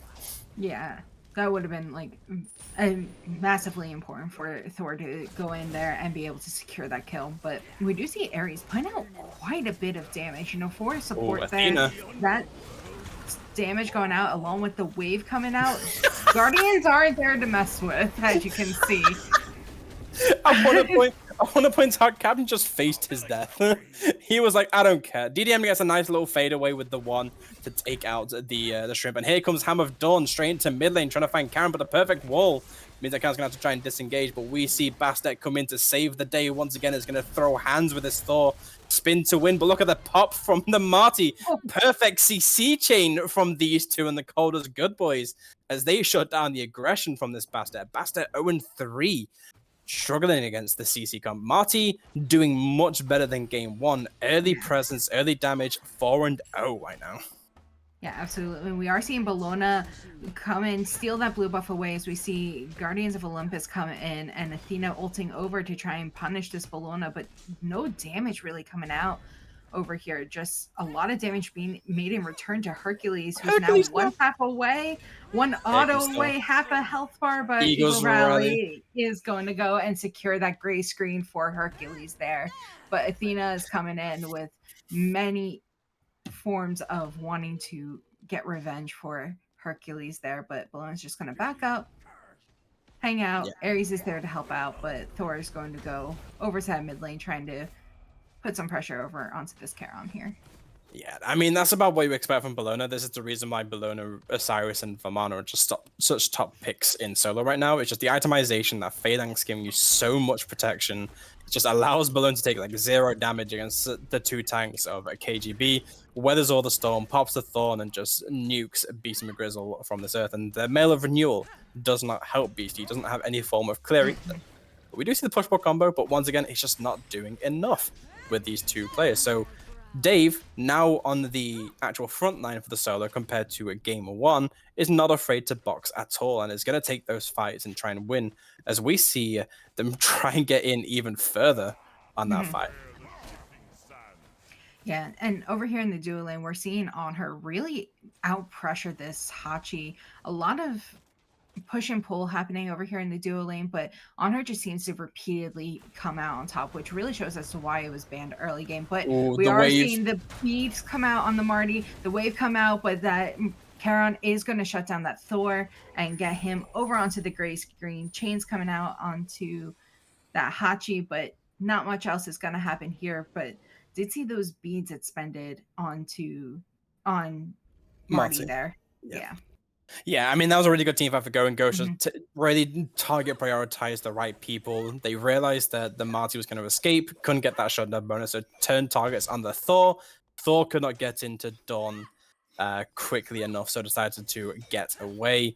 But unfortunately, a lot of damage from Nuki and from Sarkashanov means that that Thor dies before even getting into the air. So Going Ghost is going to take that back and try and take all the farm on that left side, because now they have their pressure. And since game 1, they actually have the gold lead, as we see Jimmy being stolen away by the Ares, trying to take it. He's like, please leave me alone. He's going to try and run for his life. And here comes the ultimate. He is going to bait out the Athena, but Athena is tanky. The tower is not going to do much, but does take a lot from Karen. And he's going to hide behind their own mid laner. Yep. You know what? That's what you gotta do when you have a guardian mid. Just hide behind them. You know, they could take a couple hits. They're tanky. It's fine. The full damage Guardian mid. Well, we see Bologna going for that invade once again, feeding themselves as we see a 3-man rotation come out. Thorns popped early. Is gonna hurt. Excavate popped. There are 4-man four. over. Here comes Nuki as well, just in case. But Bologna uses Ego Rally to get the F out. But now Nuki is the one in danger. That CC chain, but finds the way out. The tidal wave comes in, ignores the Marty because he's in the air. Dave takes out the captain. And it's going to find more. Sarkash not going to take out another one, but Hammer of Dawn comes in, forces beads away from Boatman. But now Thor's in danger, being chained away by Shrimp Warrior. And that fight was a little bit hectic, but Going Ghost once again in the good books to take out 2 members of KGB. I just want to mention that was for a blue buff.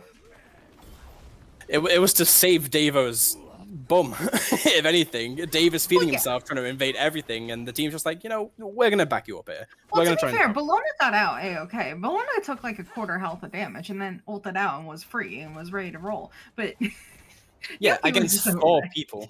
Against 4 people was able to get out.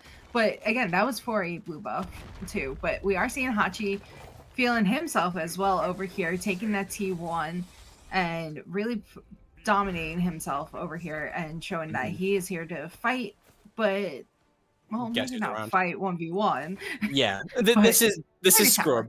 This is the split push man himself, but we see him kind of disengage the second that we see, Bologna teleport over from the teleporter, as well as Bastet making their way over. So Hachi knew that he was in danger, as we see the rest of the team for Going Ghost trying to group up.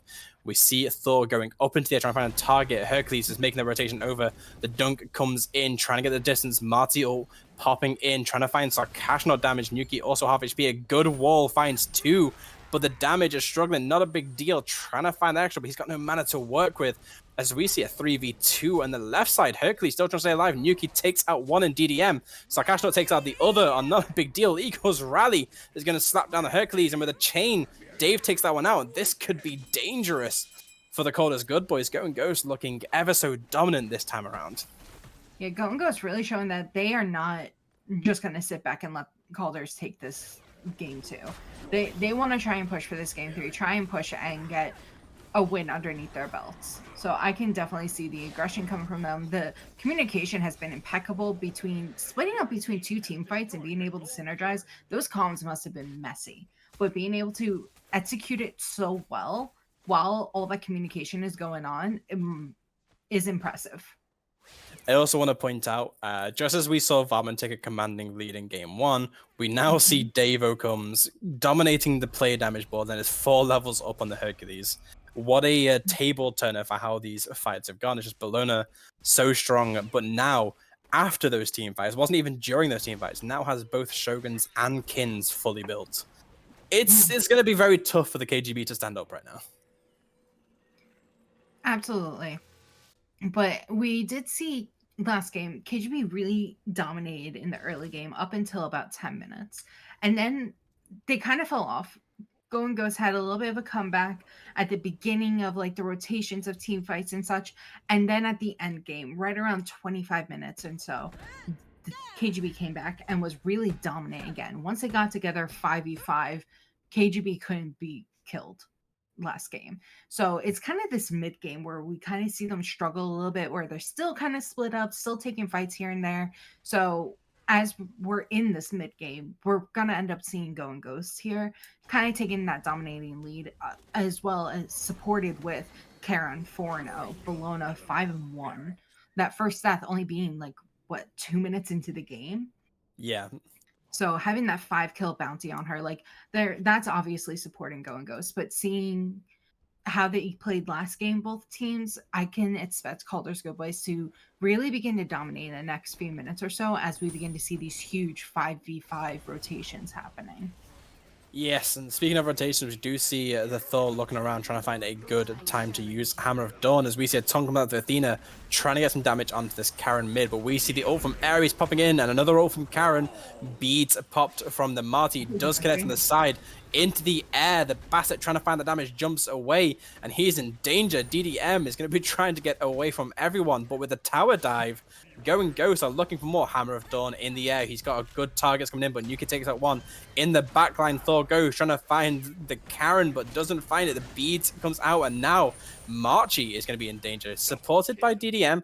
Not going to help enough, though. Bastet finds that one kill. Thorns. It is up to Davo Comes trying to find this Marty. Marty falls with the help of Nuki, and that's a triple kill for the cat god herself, but dies to the tower. it's just age-old fashion as we see 3 members barrel down that mid lane. Meanwhile, the Karen forced to go back. Hercules also 1 HP. This is the danger of a Phoenix right now, just like Hachi was pressuring that left Phoenix once again. But this time, the Going Ghost squad, they're successful in taking out this Phoenix. You know, they saw it last game. How Cherno was the one who was split push in last game on Jungle Scrub. Yeah, that's what I'm saying. The same person. All the way to their Phoenix line. They knew, oh no, we can't let this happen again. That gave them this game. Speaking of, oh no, the Hachi is forced to use auto immediately. Doesn't find the autos. T-Pity misses them. But Eagle's Rally is going to connect. Dave does take that kill onto Scrub. And they're going for those clean tower sweeps. No Fire Giant needed. They're just ready to box everywhere. Going Ghost.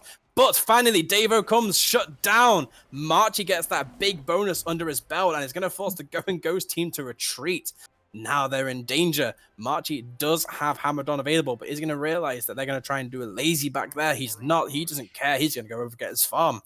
Try and set up for this Fire Giant soon enough. Yeah, you know, we're seeing a little bit of farm deficiency over on Kaldrs' side.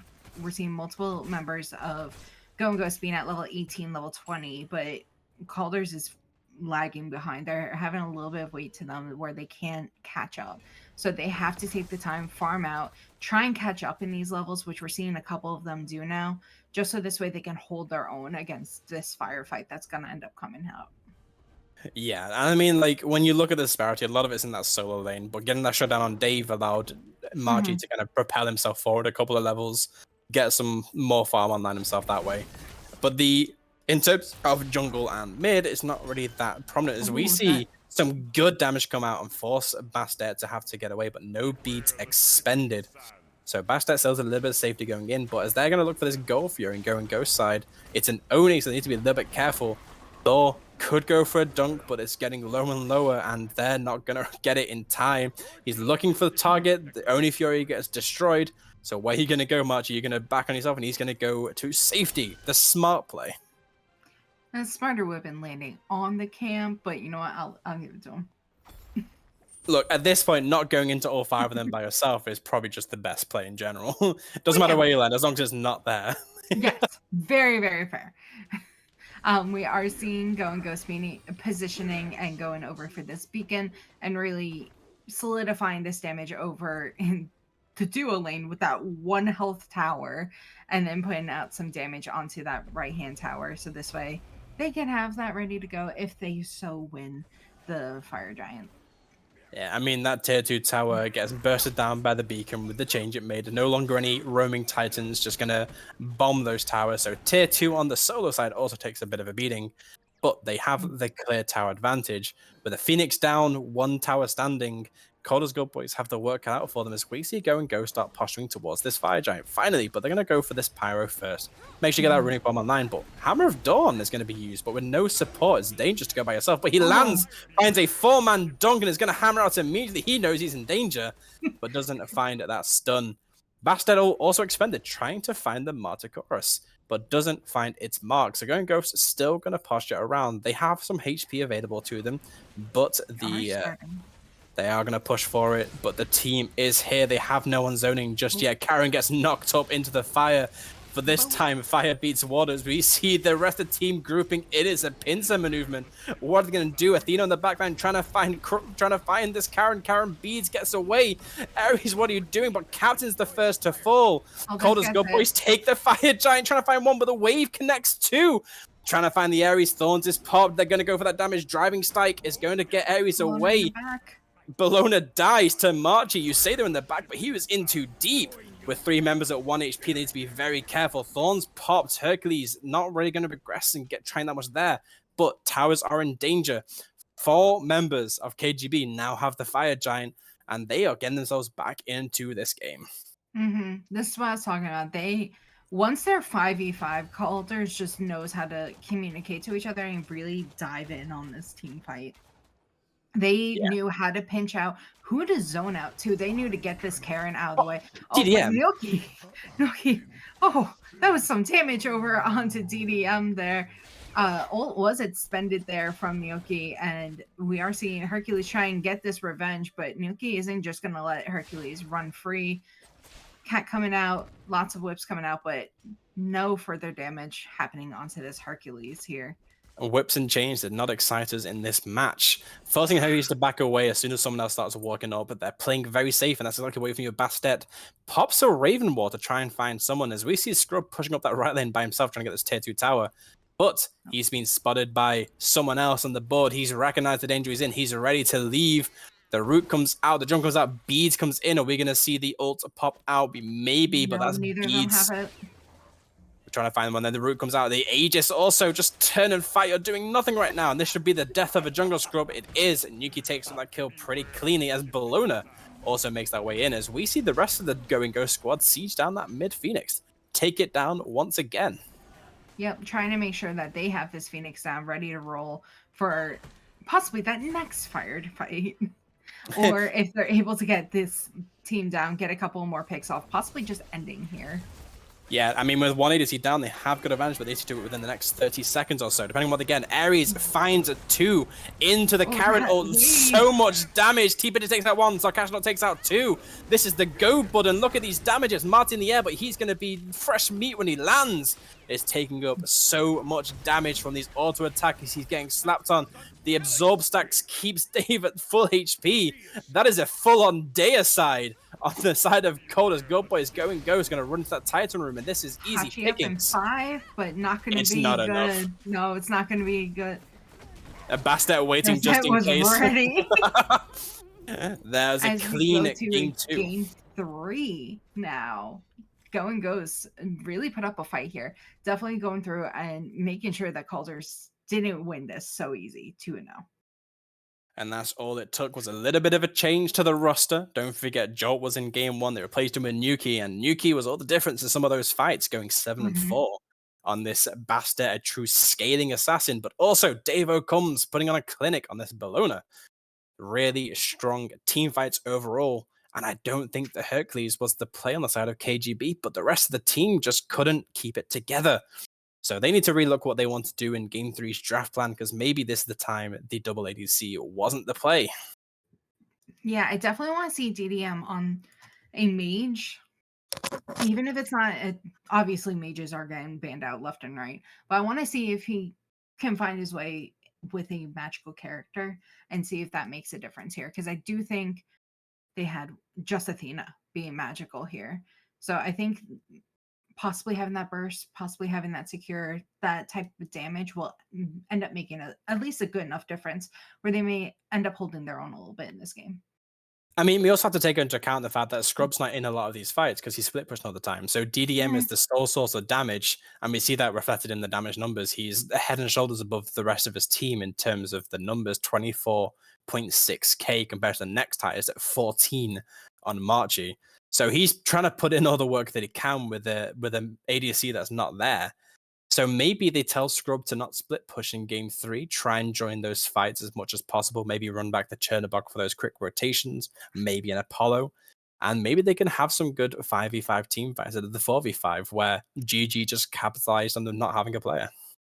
Yeah, but we'll have to see in game 3 how everything rolls.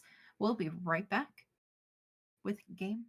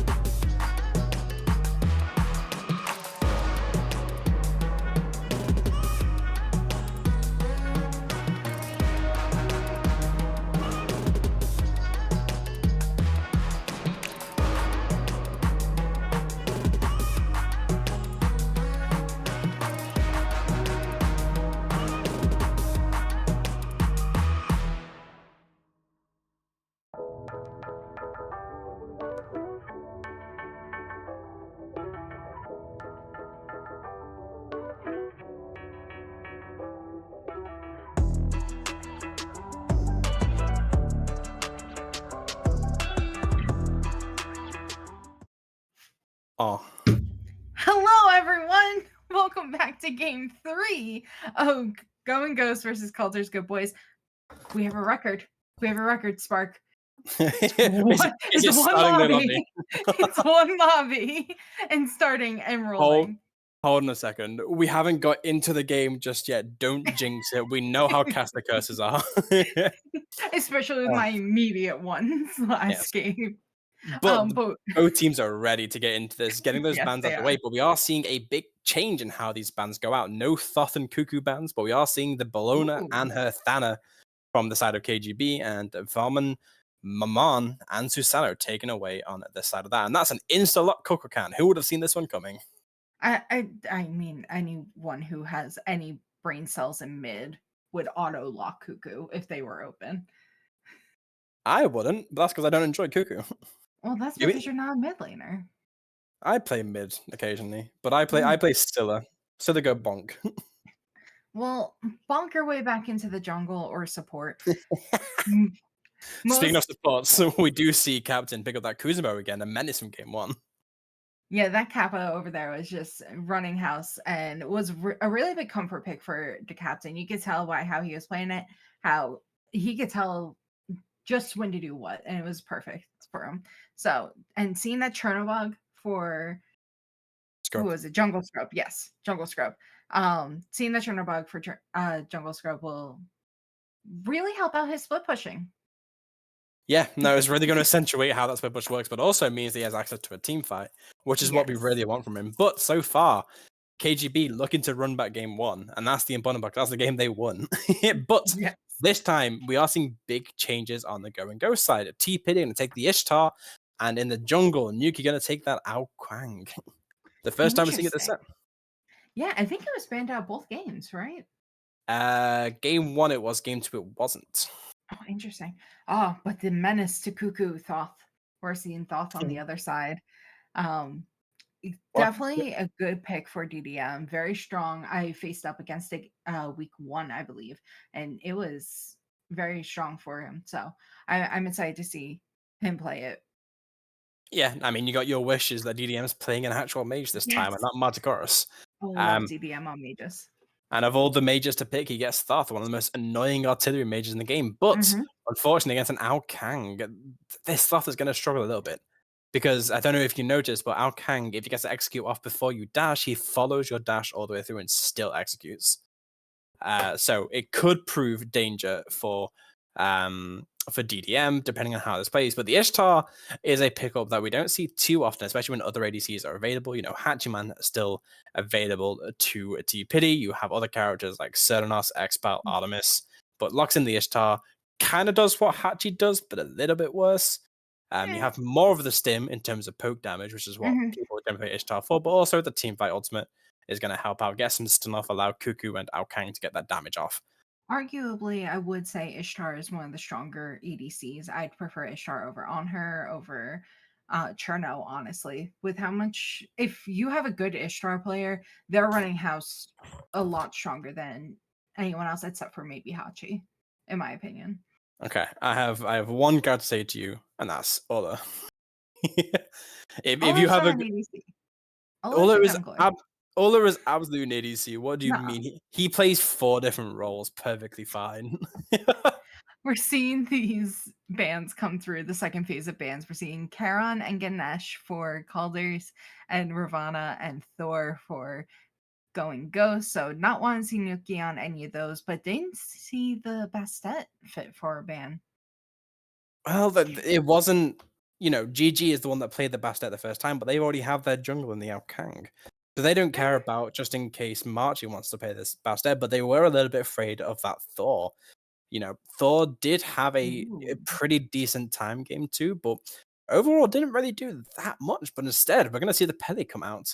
Pele definitely not a meta jungle right now, but is able to do a lot into these teams. You know, against a Coco Can is a big danger. Tornado going to do so much through that lifesteal that the Pele has, and is also going to be able to shut down that Ishtar. And again, Ao Kang execute. Heal yourself back up through that execute range, and that Ao Kang also just going to throw you up into the air instead of eat you alive. But Mhm. this does give Shrimp Party the Ares again. And Shrimp was an absolute menace on the Ares. Yes, he missed a few chains here and there, but he was beads burning. He was harassing people in Mhm. that backline. Yeah, and that's exactly what you want to see from an Ares. Even if they miss a couple change, no matter what, everyone does. But the fire breath, the ults that were being done to pull people under tower, he was pulling people left and right. And with the communication that we've been seeing them have for Going Ghost, I really hope we get to see an Ares ult into Cuckoo ult. You'd expect it, wouldn't you? I would expect it. You would I would expect hope it. for it. But the other thing is the side of the solos. Both solos going at last pick. We're seeing Davo comes take the Osiris, one of the big three auto-attacking characters. Meanwhile, we're going to see someone go for this Sun Wukong. Beast are going to try and take the old meta character back in. Wukong definitely fallen out of favor a little bit, but still holds his own for the most part in terms of zoning, but doesn't provide the same kind Mhm. of harassment that an Osiris does. Osiris doesn't care about mages. He doesn't care about the squishies in the backline. He's like, hey, I've got mitigations with my tether. I'm just going to run at you. And what are you going to do about it? Absolutely nothing. That's what I thought. Yeah, and you know, going into game one, there were four mages banned on Kaldrs Good Boy side. Just straight up four mages, bursty mages, and everything. As the games have progressed, we focused away from mid and going into the solo lane on both teams and trying to focus more on these warrior bands, these AA bands and everything, just wanting to get solo lane behind. They know how annoying these solo laners are. They want them to stay in their lane, stop rotating and everything. But now these mids are on these bursty, big damage mages that everyone's been banning out nearly every game.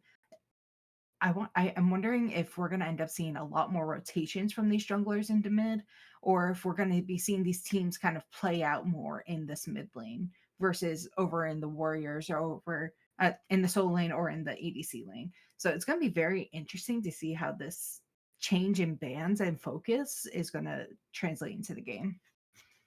Yeah, and that's going to be what it comes down to is how this kind of mid to late game goes. But neither of these teams have a very good early game. And that's where a lot of these teams have like forced pressure across the board, whether it's in solo, whether it's in duo, and just trying to find that way in.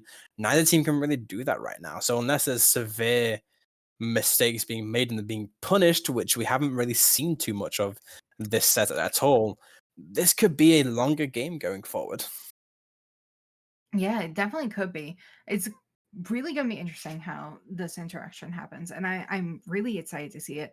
But I do know over in duo lane, it's probably going to be this very typical of what we have seen over in solo, having Dave on Osiris, which has been banned out. I believe I know definitely game two. I don't remember if game one as well, but and then seeing BC on this very safe, very comfortable Sunwoo, it's going to be probably a lot less fighting or a lot less damage being exchanged between the two. Probably a lot of mitigations up, a lot of like protections there, but not a lot of interaction. But it does look like we might have a DC. And Yuki not loading into the map just yet. Okay, we're gonna give it a few minutes. If there was talks of a couple pauses, so we're waiting. I'm watching the timer right now like a hawk to see if Yuki comes in. Just waiting. I really hope it works. Players are moving, so it looks like it's just a single player issue, but it looks like it might just be classic Smite. Smite's had some not great servers over the past week or so, so some of this is explained by the servers themselves. Looks like the game has been paused for now as we try and locate the missing player on the side of GG. Yep. So we will shoot over to a BRB screen and we will be right back for game 3 of Going Ghost and Kaldrs Good Boys.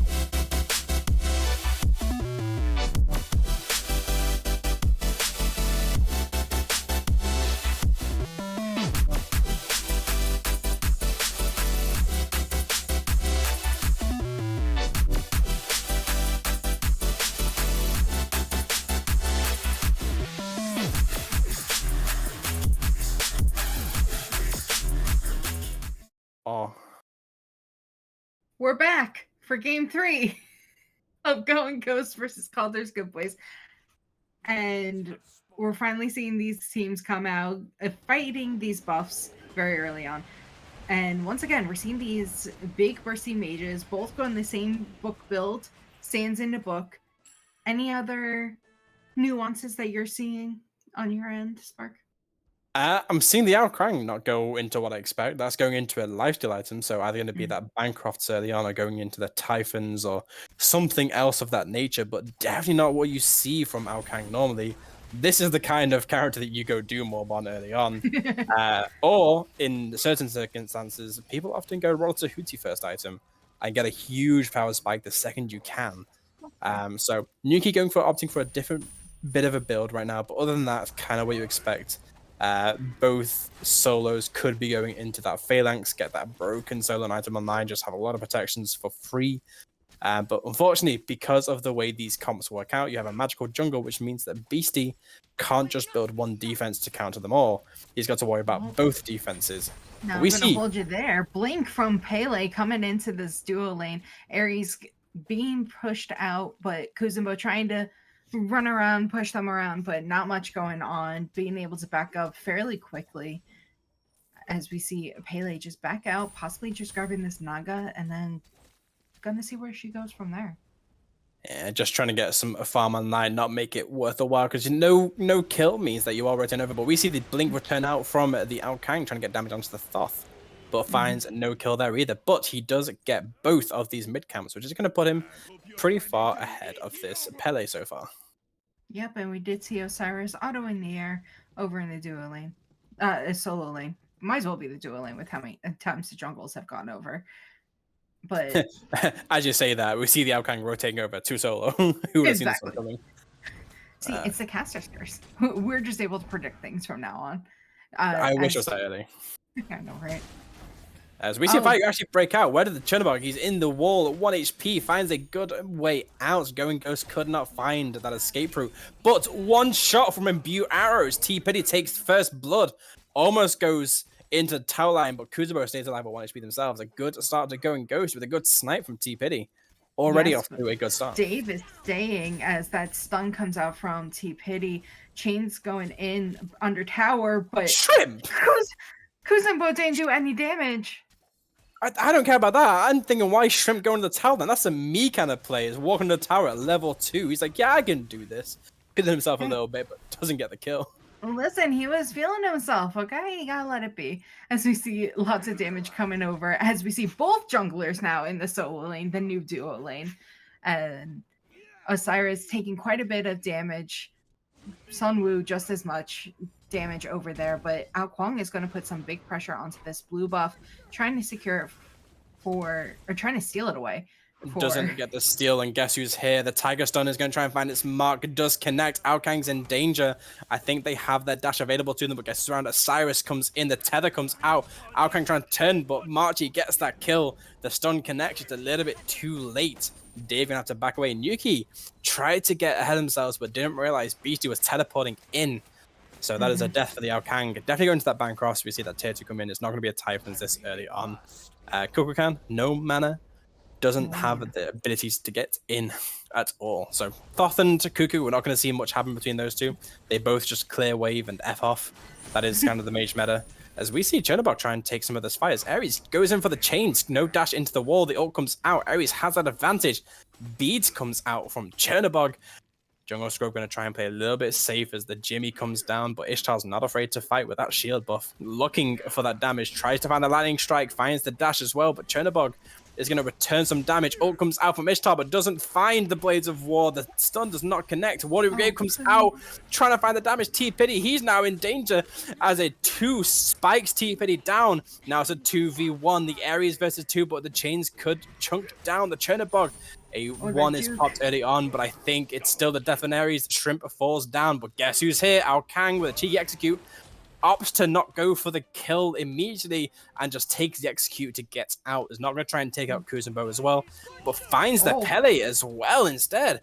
Kuzumbo is around, so Nuki is going to have to come away. As we see Thoth dash in, evade and punish, doesn't find its mark, but the wall, not enough. A good teleport means that this Ao Kang is safe as the other Dragon Boy comes in, and this is the death of a Pele. Really?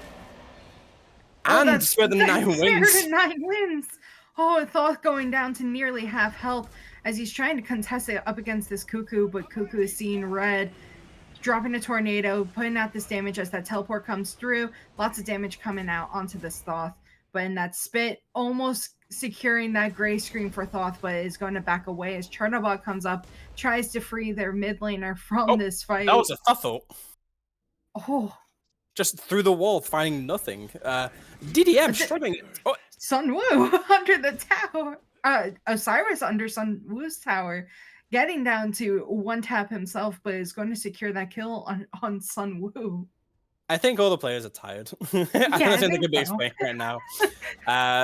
Yeah, I mean, right now, the biggest issue I'm seeing is DDM is not utilizing his wall efficiently. He's not using it to elongate his dash. He's not using it to probably get the hieroglyphic assaults damage through to elongate the range.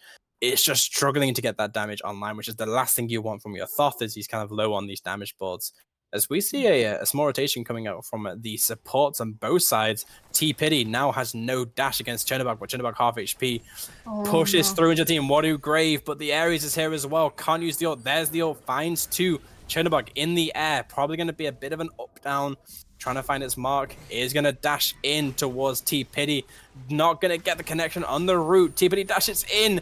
And this could be the death of a Chernobog. That is Blades of War securing that kill with the help of Ares. And now Kuzenbo is going to have to disengage. Jungle Scrub feeding himself a little bit after the past 2 kills. But instead, it's going to have to die once again with 3 deaths on the board. It is struggling for this Chernobog. Yeah, nearly everyone who has had kills has now had deaths other than this Osiris. So a lot of fighting going on other than these mid laners, other than that last fight that we were just commenting on, but a lot of back and forth going on. A lot of interactions that are just causing a lot of players to go to the gray screen very early this game.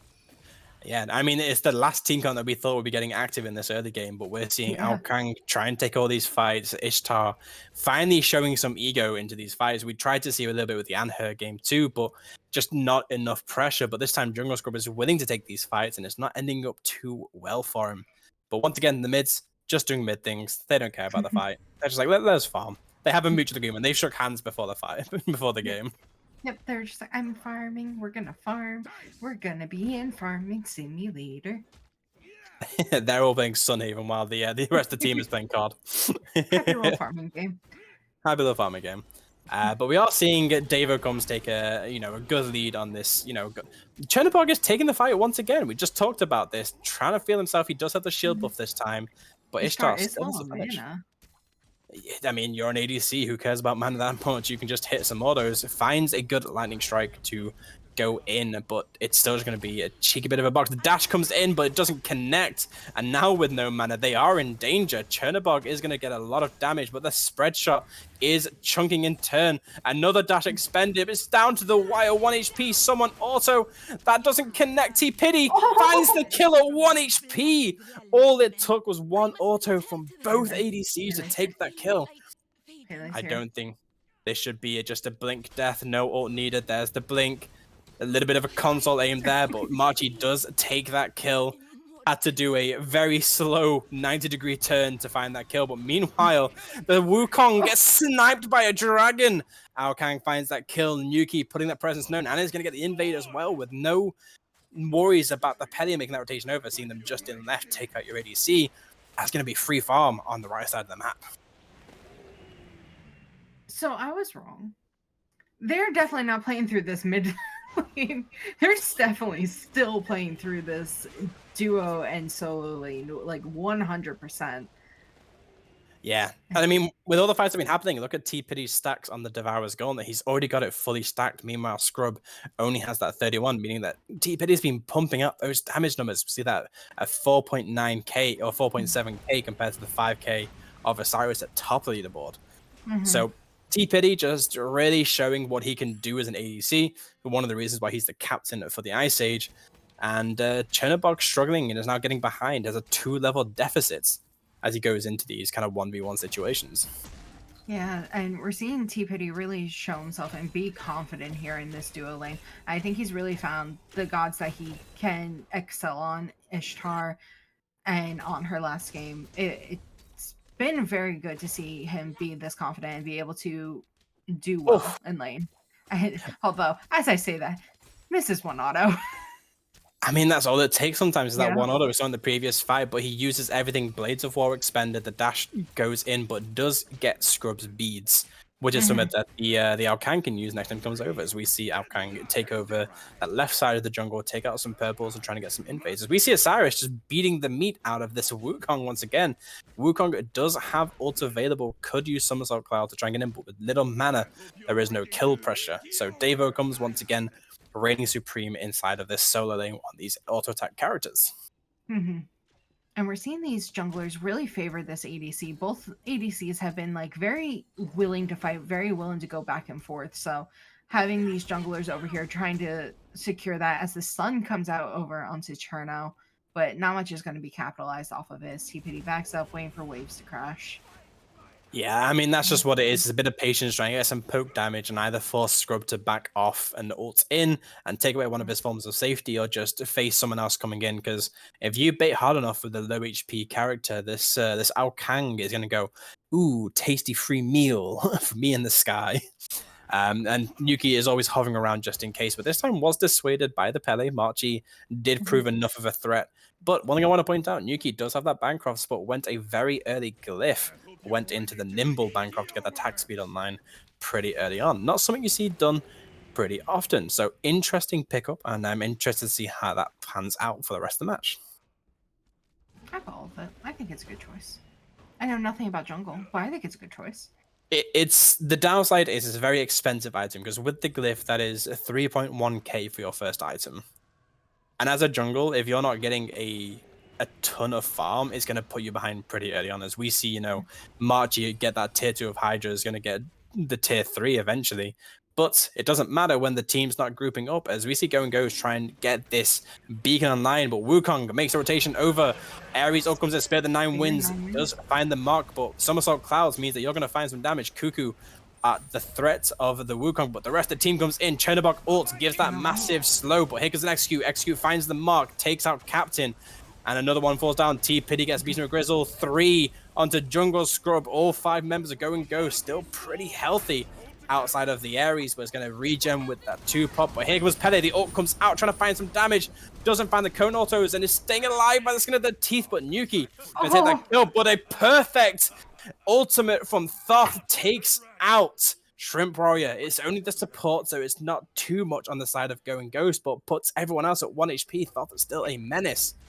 Trying to find some damage to stop that back, but doesn't get it just in time.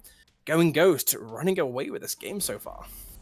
See, and this is what I was talking about earlier. I really love DDM on these mages, and I know he loves to play unique mids and such, but he is great on bursty mages like this, and he really knows where to place his abilities and where to like focus them and put out those big damage numbers. Now he hasn't done a ton yet, but as we approach this mid to late game, it's gonna skyrocket.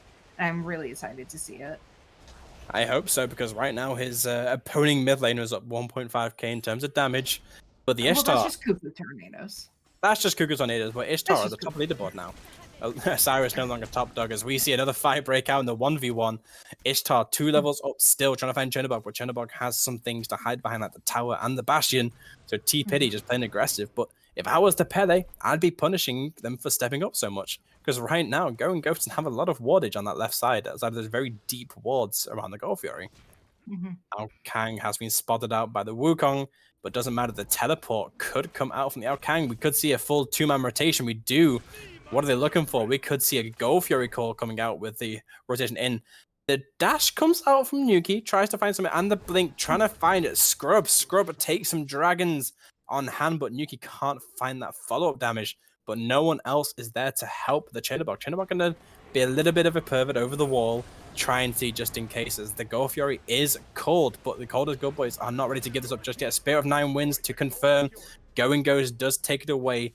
The Thothel not going to find the mark, as we see the fight break out. Tornado catches the Thoth. Thoth's going to try and disengage away just in case Ao Kang is on the move. But Going Ghost, they're holding strong and just going to disengage. They got what they wanted and they're going to back away. Mm-hmm. I think that was a really strong communication between the two teams, just being able to rotate. Honestly, both teams fought as 5 there. It was really nice to see them interact in that way. But we are going to see Going Ghosts go in and get this Pyromancer and secure that bomb for them for later on as they begin to fight and gear up for these fire dances that are going to be coming up in about 5 minutes or so. I wouldn't be so sure about that. 20 minutes is still pretty early for both these teams. They need to get the itemization online. Both ADCs need to build up that dominance to get the extra shot online, but Thoth takes a lot of damage from the Spit, from Zephyr on the side of Sarkashnut, but Ares also going to do a lot. The Kappa trying to find their way in. That's a Ross with the 9 wins to hit the tower, but the tower does not take ability damage, my friend. Just what you would call a zoning ult, if you will. Yes, exactly. You see, zoning cuckoo ult. But Going Ghost still holding the advantage on these fights. They want to try and take this tier 2 tower, going to go over the oracles and try and split. But the Kaldrs good boys, they are posturing as 5, just all a little bit here and there. Don't have the full 5 in a group, but don't also want to group up just in case. You know, if an Ares comes in, blinks all 5, all 5 ultimates being used out, and then just to try and stop that team fight from escaping means that the Going Ghosts could have the advantage, but they are just playing this map well. 5k gold lead at 16 minutes. It's half the KGB to get in, so what do you think they need to do to kind of get back into this game? You know, I said it last game, I'm going to say it again. They thrive off late game. They have in both games so far. Now, last game they did lose, but that was due to a couple of missteps here and there. But I think overall, I think they need to farm up, get their level disparities leveled out, you know, in solo, in EDC. I think that's where the biggest issues are. Now that, yes, DDM's able to get his mage online, but Going Ghost focusing on solo bans have really hurt Beastie here. And I think that ended up causing that huge disparity and loss of damage and loss of presence on the map. Poke damage. That's poke damage from T-Pity, jeez. But overall, I think they need to farm up, get these levels online, and really group as 5 once they reach that level 16, level 17 range for all their members, and really just try and push, honestly. Going Ghost doesn't do as well when they're on the receiving end of a 5-man push. They do well when Kaldrs is fighting back against their 5-man push, but they don't do well when they're on the receiving end. As we see Pele running away from this Ao Kwang getting a lot of poke damage out. But in return, even with the lifesteal, the Ao Kang couldn't keep up that damage trade, couldn't get to the execute threshold enough. Meanwhile, Chernobog doing Chernobog things. It's what we expect by now, but the Ao Kang finally realized this and is going to try and step away. Is baiting out this this ultimate, trying to find a way in, but Chernobog goes towards that middle lane. Is not afraid of the danger, so the Ao Kang and T-Pity cannot make that connection to take him out, but this could be the death of his tower on that left side. Very low HP from that big burst damage of the beacon. Pele being caught out a little bit behind, does find the Ao Kang and just goes, I'm not one a part of this, but doesn't want to give up their farm just yet. The Ao Kang's in danger, but 3 members there. Spirit of the 9 wins, doesn't find its mark. Pele's getting a lot of damage, but here comes Osiris over the wall, severs the Spirit and takes them out into the grey screen. Marchi down, Execute finds a second one. Captain down, but with the thorns popped, I think that fight's well and truly over, unless Chernobog has anything to say about it. But what is Osiris doing? Beastie McGrizzle takes out Dave for stepping up a bit too long. And speaking of Dave, the other tank is being run down by the Wukong. Wukong's not afraid to fight, but Nuki takes out Scrub in the back line. Trying to find another one. Thoth still fighting for his life. The magic cudgel does find Shrimp eventually, but now it's Wukong versus 2. Thoth steps up, and Nuki is behind, just life-stealing. As some good damage comes out onto Ishtar and Cuckoo, but now Thoth is have to fend for himself. No execute available, but that is the death of a Thoth. Pretty easy pickings for Nuki there. Oh, but that Ao Kwang's not done yet as he's focusing onto this Wukong, putting out some good damage. Lots of dragons going through. Going into that somersault cloud as that Duplicate comes out and is trying to punish the Ao Kuang, and that shutdown is gonna go to Marchi. Not a I'm big deal for him. I'm not sure March needed to ult there with Watery Grave and Somersault Cloud being slapped down onto Nuki. Yes, it's a bit of a shutdown goal. You know, it's important to try and get that online, but I'm not sure slapping them with Volcanic Lightning is the last thing this Aokang needed. Listen, ever since Marchi's come onto my team, I gotta say, he likes to make his statements. Hey, It was that a statement is getting statement. those. If their statement is getting those shutdown goals and making sure this Aokang can't run rampant, then I'm all for it. Yeah, where was he on his shutdown? Oh, he's 8-1. So had to have been at least 5-1. At least 5 kills up from his last death. So definitely great shutdown gold for Pele there. And it's definitely going to put them on the map now, catching up and Spare getting the them 9 wins. higher up on there. But that Oni Fury is going to go into the favor of Going Ghost. Yeah, as we see the fight break out, Thoth doesn't have the ult available to try to get that secure, but the KGB, they are actually winning this fight. Pele teleports into teleporter, finds Volcanic Lightning onto Ishtar, forces that disengage. Ares finds a connection onto the Wukong, but Chernobog is going to try and take out Kokokana. He's got no spare of them, but here comes Dave, tanks some of those autos and takes out Scrub, but Nuki comes in the backline, takes out Not a Big Deal, and now Wukong's by himself. T-Pity finds Beaty McGrizzle. Kuzumbo is trying to fight on 3. Thoth doesn't want to take these fights just yet. Blades of War expended. That's a bead to come out from Thoth. Evade and Punish used. And T-Pity dashes in the Lightning Strike, and that should be the death of the Thoth. That is almost a deicide just trying to find the Kuzumbo, but Nuki cannot find it. 4 members dead on the KGB. Going Ghost come back from a bad fight just to come back with a full team still alive, going to push some towers, get some objectives. We see them going towards that Pyromancer, but T-Pity going to focus on getting this tier 2 as Kuzumbo walks back up again. Yeah, Kuzumbo walking up, trying to defend this T2, trying to make his own type of statement up against T-Pity here. But as we see Going Ghost posturing, getting some wards out, really preparing for this Fire Giant dance that they're getting prepared for. Kaldrs may not be ready for it, but they're going to have to be for this Fire dance that's coming up. Yeah, and that's what it comes down to. But one thing I want to point out on the side of Kaldrs Good Boys is that this only DDM that has anti-heal against this full lifesteal Nuki build, as well as the lifesteal that comes out from T-Pity. And also just the mitigations and a bit of sustain that Devo comes. It's only one person with anti-heal means that Going Ghost is getting away with a lot more than they should do in some of these team fights. Yeah, and that really proves that Nuki made the right choice of going that much lifesteal that early. You know, with how much he's been pushing into these fights, really making some aggressive plays for an Ao Kuang early. The amount of lifesteal that has saved him and has really saved like him executing at like 1 health himself has been insane, and he's been able to live in these team fights afterwards. So I'm just gonna say I agree with the what is that, Bancrofts Yep. early. I also want to point out the classic that this Kukulkan is putting out is kind of what you expect from you as a mid laner, is the whole I'm doing nothing else but doing damage and having all the assists. 0-0-11 as Chernobog gonna ult in Dogs of Nightmares trying to find their way back into the team, but they couldn't find him. Ares just gonna take that ult immediately, but that's an early spirit, but does connect with Beastie, so that's a Wukong not in the fight.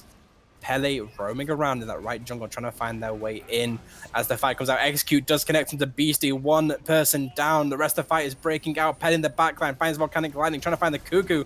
This could be good, but Nuki takes out Scrub. Pele still can't find one. T-Pity takes out Not a Big Deal. And this is danger for the KGB, but that is an ultimate from DDM that shuts down Nuki once again.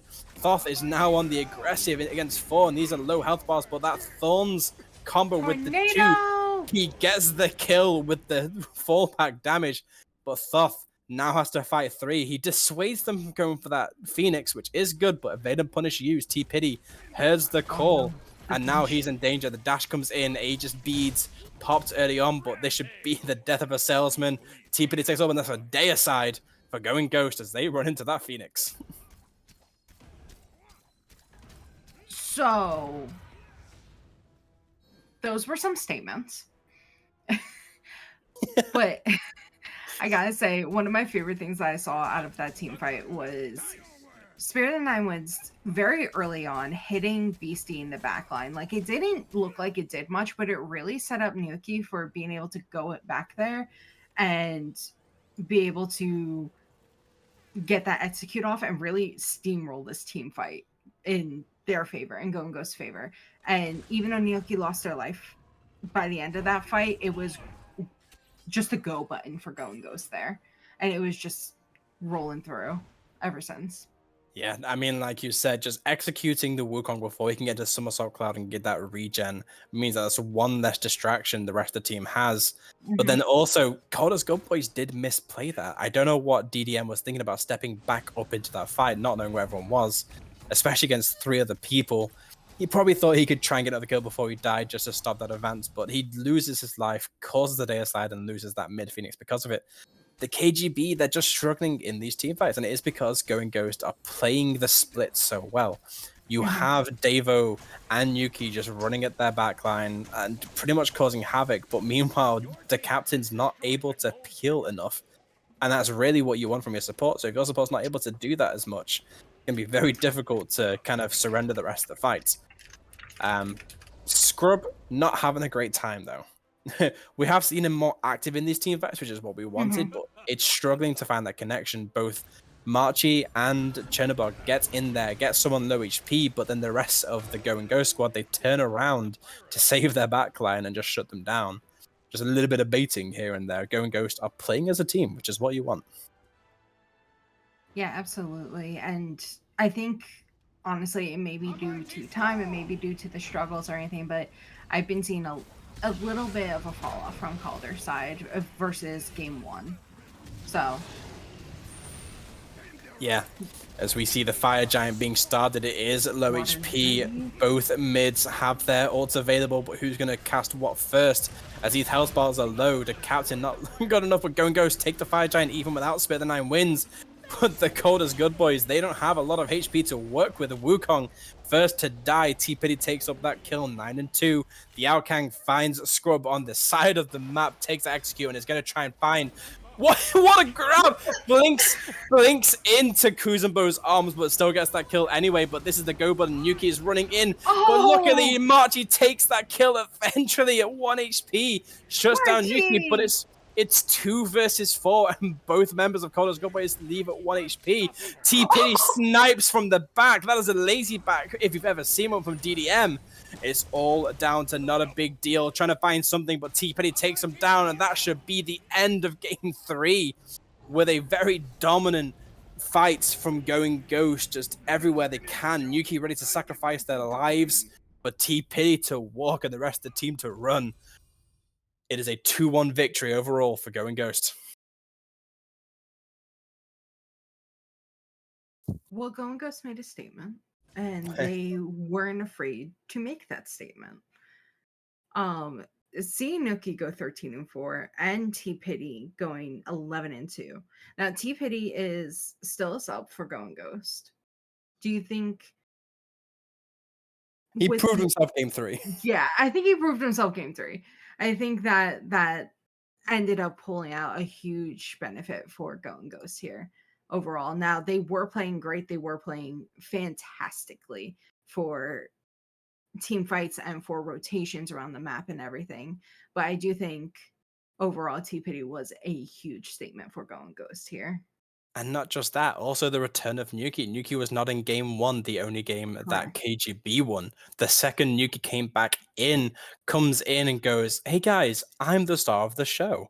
And just went around trying to kill everyone and does that job essentially. And it's almost like the rest of Go and Go squad, you know, they've played with Nuki more than they did with Jolt in game 1.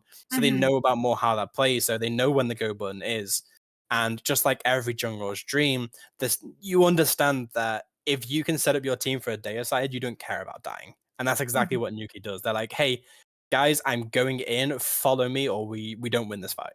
And Nuki, T-Pity, you know, Sarkastronaut, Dave, they're all on the same wavelength to just go, all right, send it.